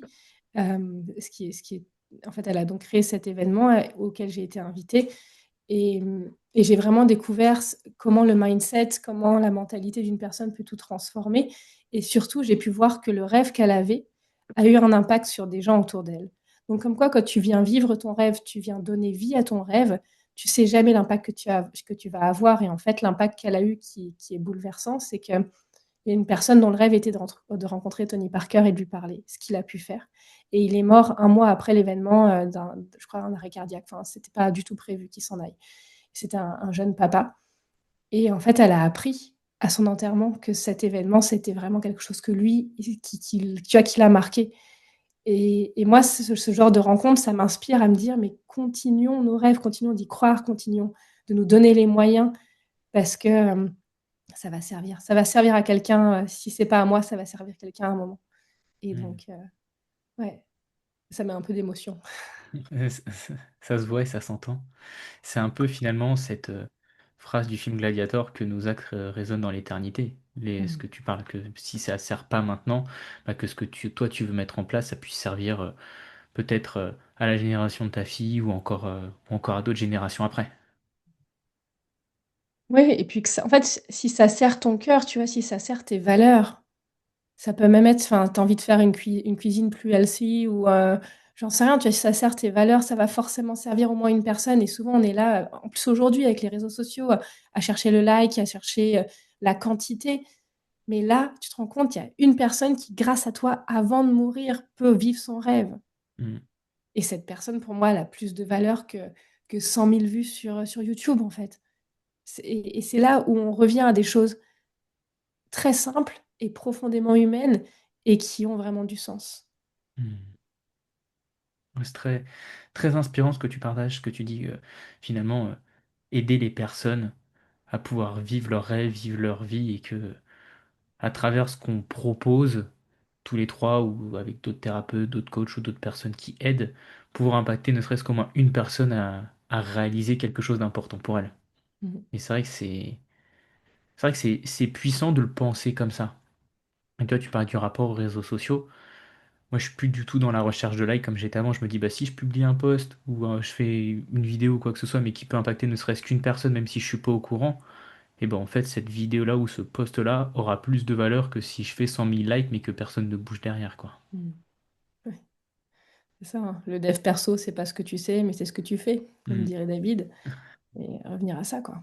Ouais, Qu'est-ce que tu fais et comment ça a un impact? je suis, je rejoins ta vision à 100%. Et c'est d'autant plus beau, je trouve, effectivement, quand il y a. Parce que c'est sûr que ce qu'on peut appeler les vanity metrics, hein, finalement, au départ, c'est vrai que on est très focus sur ça, surtout quand on est sur les réseaux sociaux. Mais c'est vrai que ça ne vaut pas une conversation avec quelqu'un qui dit ah oui, j'ai vu ça, ou j'ai suivi ton contenu, bah, ça m'a permis de faire ça. Enfin, je trouve que c'est. Ouais, on parlait tout à l'heure de indicateurs de réussite. En entreprise, ça serait des KPI. C'est vrai que c'est. Enfin, en tout cas, quand on cherche à transmettre, on cherche ce lien avec l'humain, je trouve que d'avoir des impacts comme ça, des fois indirects, comme tu l'expliquais dans ton cas, Margot, là, c'est vrai que enfin, pour moi, c'est vraiment ça. Voilà. C'est quelque chose qui m'anime aussi, quoi. C'est vrai que ça fait du bien et je trouve que c'est aussi un peu nos pourquoi finalement. Mm. Hmm. Et pour rebondir sur ce que tu dis, je trouve qu'on est rarement plus inspirant et on peut aider les gens que quand on fait preuve aussi de vulnérabilité sur les difficultés qu'on peut vivre ou qu'on a vécu dans le passé en fait. Mm. C'est-à-dire qu'en dévoilant des parts d'ombre de nous, d'autres personnes peuvent se reconnaître aussi et se dire ah bah tiens, si cette personne a vécu ça, je me reconnais en elle, comment elle a fait pour s'en sortir, bah tiens, ça m'inspire, je vais m'inspirer ou je vais avoir envie de bouger ou je vais avoir envie de créer. Et finalement, c'est les moments d'ombre qu'on dévoile qui peuvent permettre à d'autres personnes d'assumer leur pardon mais de se mettre dans la lumière aussi.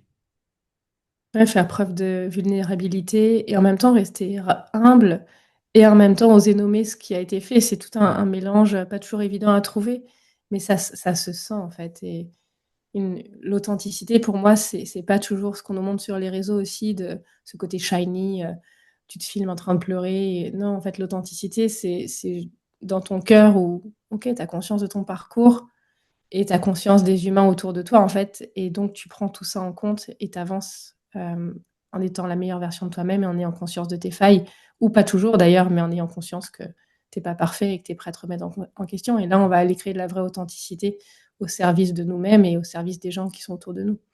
Mm. Mm. Comme tu dis, la vraie authenticité, c'est pas les fausses larmes qu'on peut voir, c'est ce qui résonne profondément. Mm. Et ça, je pense que les personnes qui lisent ou qui voient arrivent peut-être à distinguer ce qui est de la fausse vulnérabilité ou de la fausse modestie ou peu importe, à ce qui est vrai et ce qui résonne profondément quand la personne le partage. Mm. Ouais. C'est l'élément de différenciation, hein. De toute façon, c'est aujourd'hui, on le voit hein, sur les réseaux sociaux et en plus avec, je trouve l'intelligence artificielle, c'est vrai qu'aujourd'hui les vidéos, même sur Instagram, certaines vidéos sont de plus en plus compliquées. Pourtant, pour moi, ma part, avoir un œil un peu avisé, après avoir eu le passage de non mais maman, c'est de l'intelligence artificielle. Là, c'est vrai que même moi, des fois, je me dis, ça c'est bien fait quand même, parce que j'ai un peu de mal à voir. Mais donc au-delà de ça, et même des gens qui ont utilisé beaucoup ça pour communiquer, c'est vrai qu'aujourd'hui, vraiment une des clés, je pense, essentielles, hein, c'est l'authenticité, hein. Et comme tu le disais, et aussi bien dans les bons côtés que les moins bons, enfin vraiment d'avoir, ouais. En plus, lié, je pense aussi un peu au storytelling, mais c'est vrai que c'est tellement beaucoup plus impactant. Enfin voilà, on a le sentiment d'être beaucoup plus dans l'empathie quand c'est authentique. quand c'est quelque chose qui est, on va dire, un peu plus classique, quoi. Mm. Moi, j'avais une question. Alors, on l'avait pas noté comme ça, la question, mais j'ai envie de la poser de cette façon-là. Vas-y. Tu me donnes une permission. Qu'est-ce que tu conseillerais? Quels seraient les trois conseils que tu donnerais à ta fille, Margot? Hmm.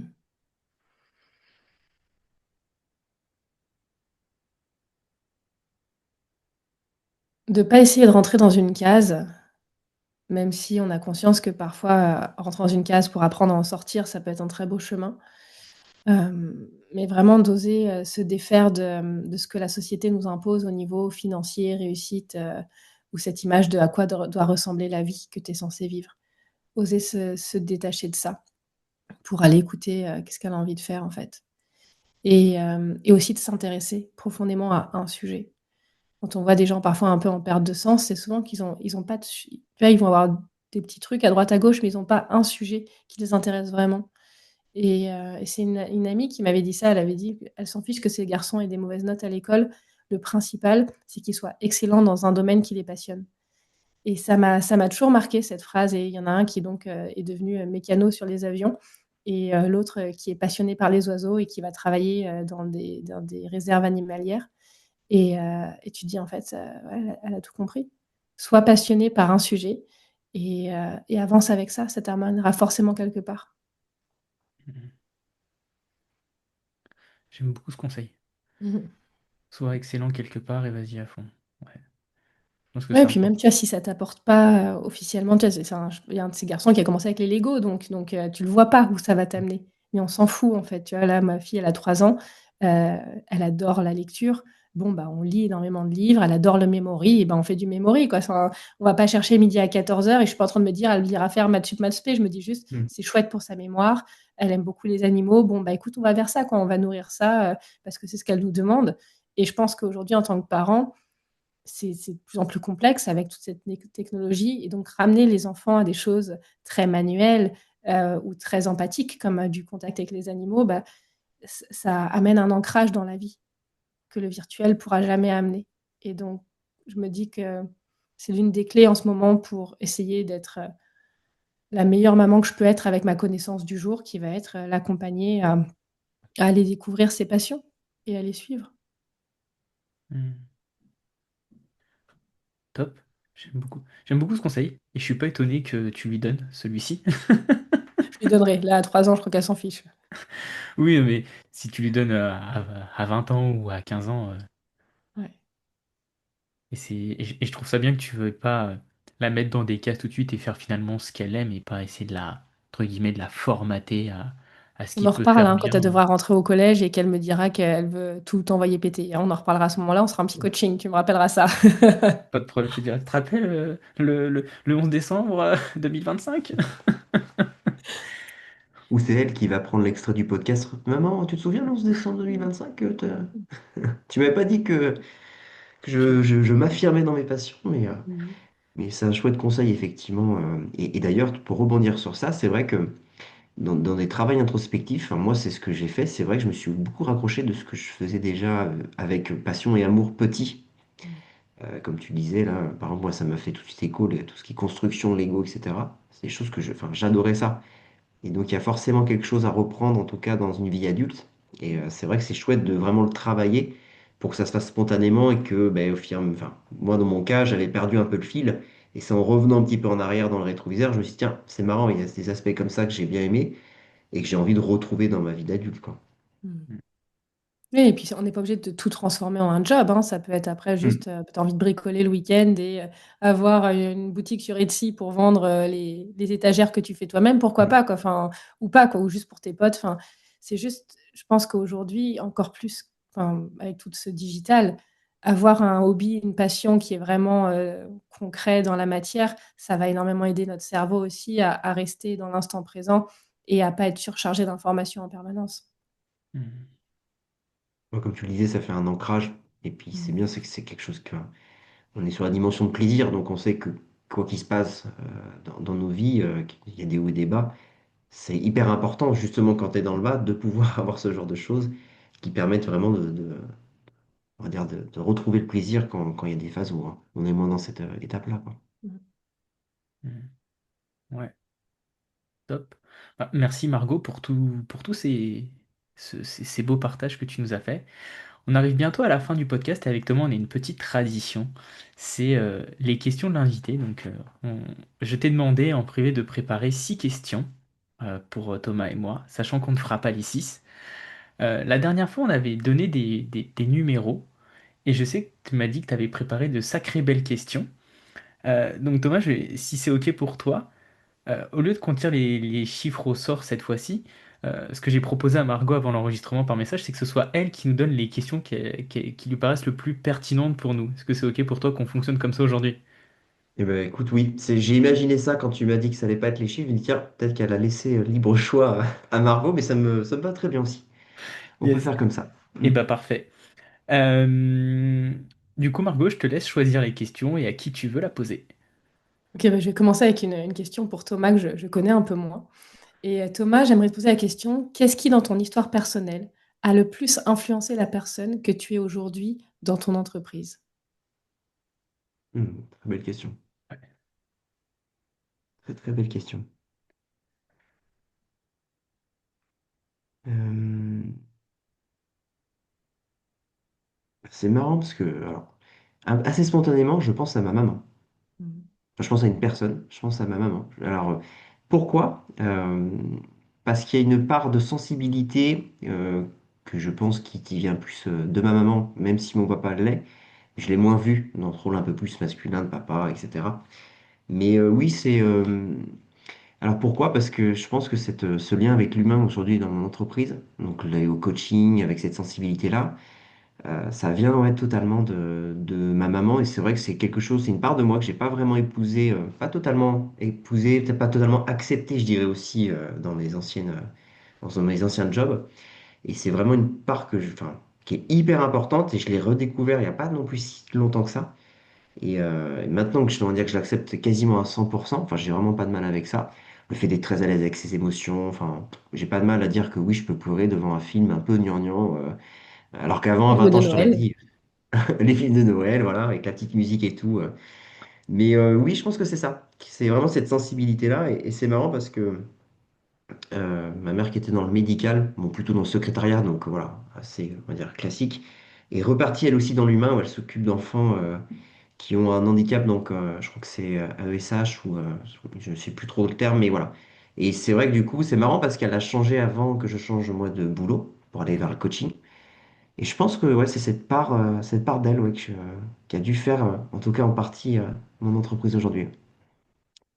Merci pour Merci. la question. Très chouette. Ouais, très belle question. Merci, ça en dit beaucoup sur la posture d'accompagnant que tu as. C'est Hmm. chouette. C'est très vrai. Maintenant que tu le dis, Ouais, c'est clair. je capte.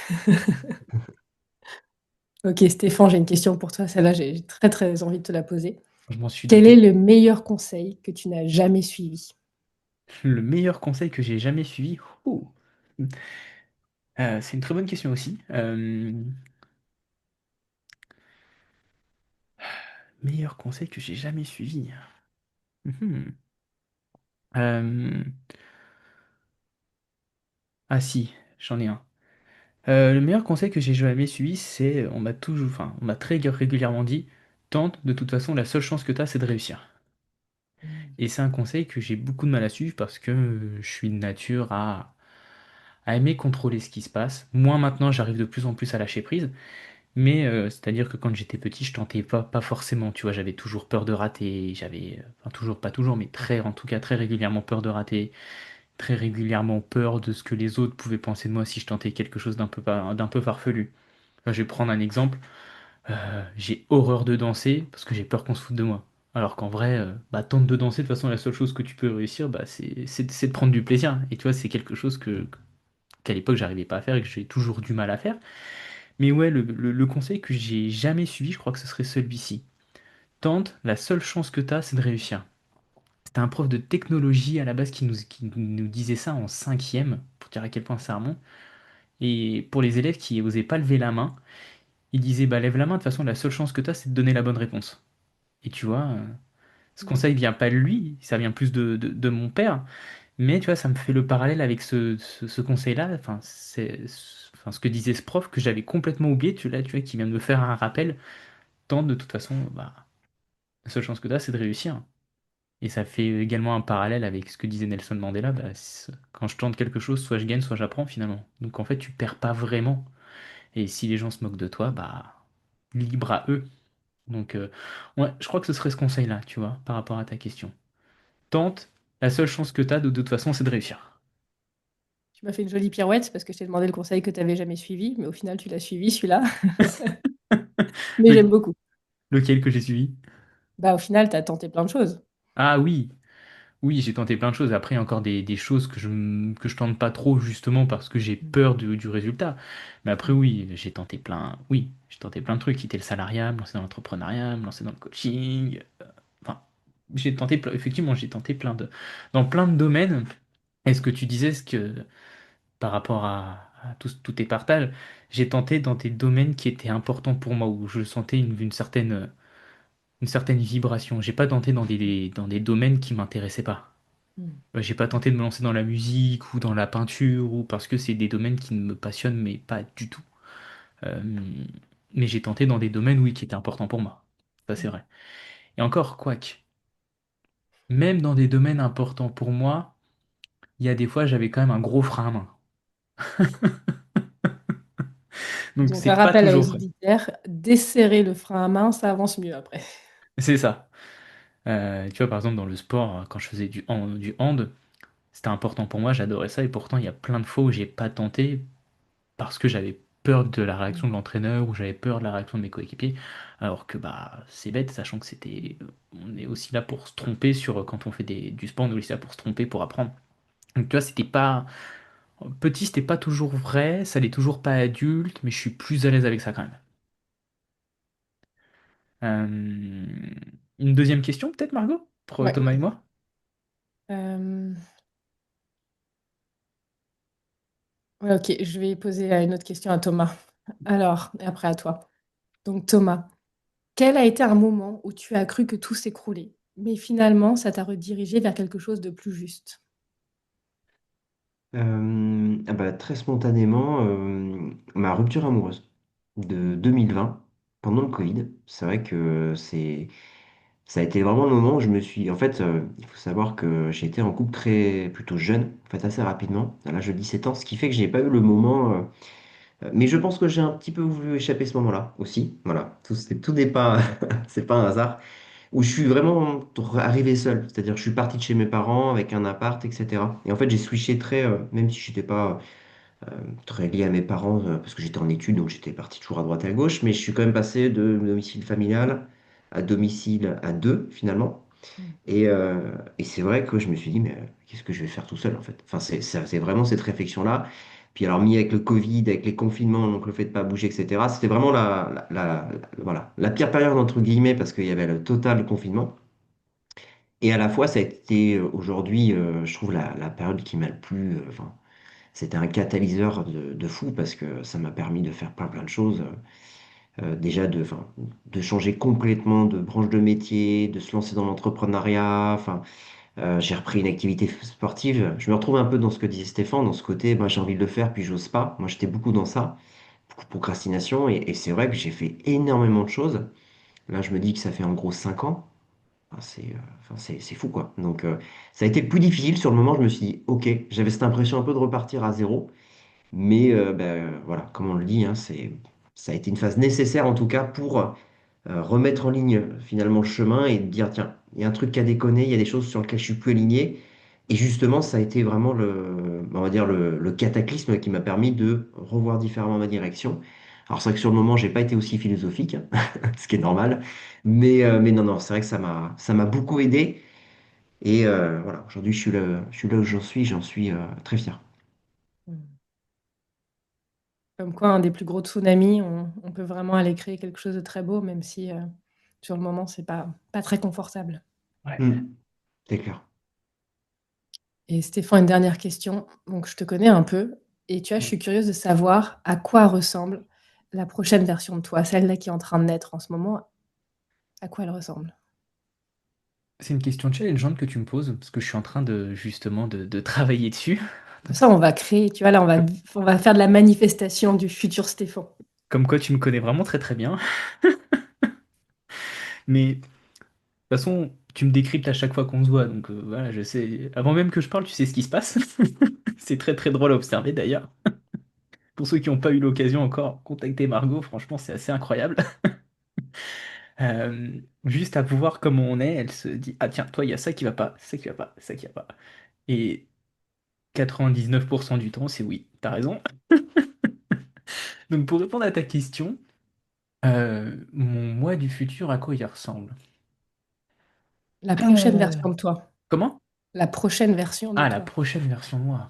Mhm. Mm. Déjà, la prochaine version de moi, je pense qu'elle va arriver en 2026, 2027, dans les 2 ans qui viennent.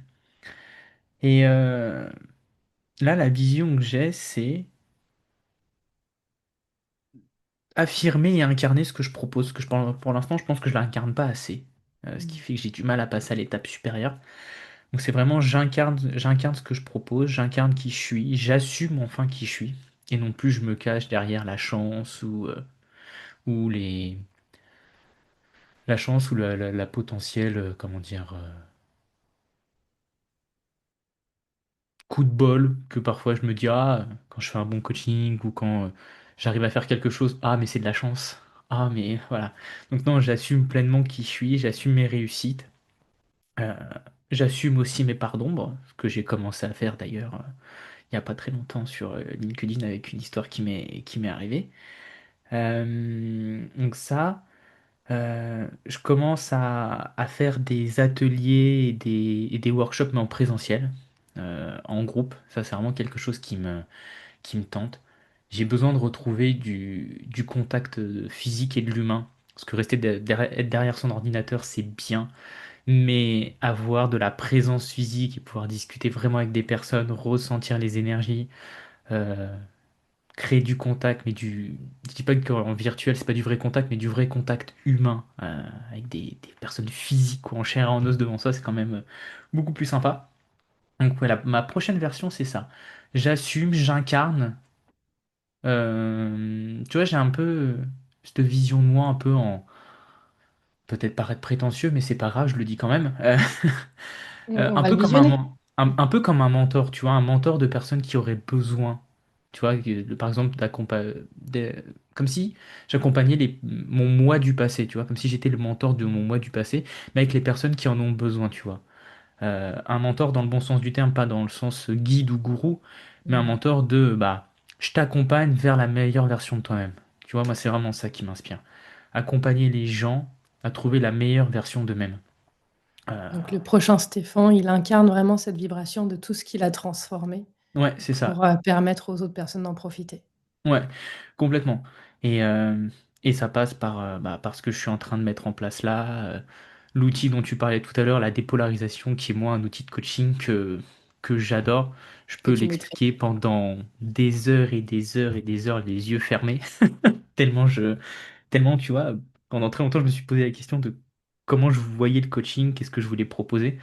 Mais en fait, pendant des mois, toi et d'autres amis avec qui on s'entraîne régulièrement, vous m'avez dit, mais ce truc-là, tu l'incarnes. Et moi, je disais, ah, je sais pas trop. Et au final, si, vous aviez raison. Comme quoi, on voit toujours, enfin, les autres voient pour nous ce que nous, on met du temps à voir. C'est assez drôle. Mais ouais, tu vois, c'est ça, c'est j'incarne vraiment qui je suis. Je le transmets, limite, tu vois, je le transpire. Tu vois, c'est vraiment au-delà de l'incarner, c'est vraiment, je le transpire à l'extérieur, les gens le voient, les gens le ressentent.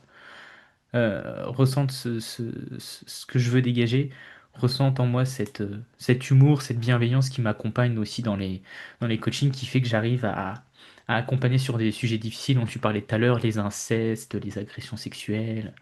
Et vraiment, c'est vraiment ouais, ça, j'incarne qui je suis, ma part d'ombre et ma part de lumière, en fait, au lieu d'être séparées, ne font vraiment une seule et même entité, c'est moi finalement.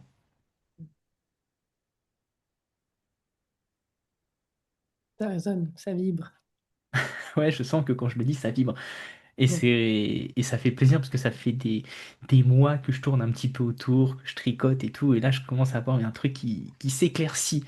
Donc, c'est génial. Et ça me fait du bien aussi le dire et de le matérialiser un petit peu plus dans la parole, quoi. Mm. Donc, merci à toi pour cette question, ça m'a permis d'être encore plus de conscience dessus, c'était chouette. Merci à vous. Et, euh, et un petit mot de la fin, Margot, pour conclure. Je crois que s'il y a une chose à retenir de cet épisode de ma part, c'est croire en ses rêves, les ressentir, Hmm, les clarifier et s'autoriser à aller les vivre.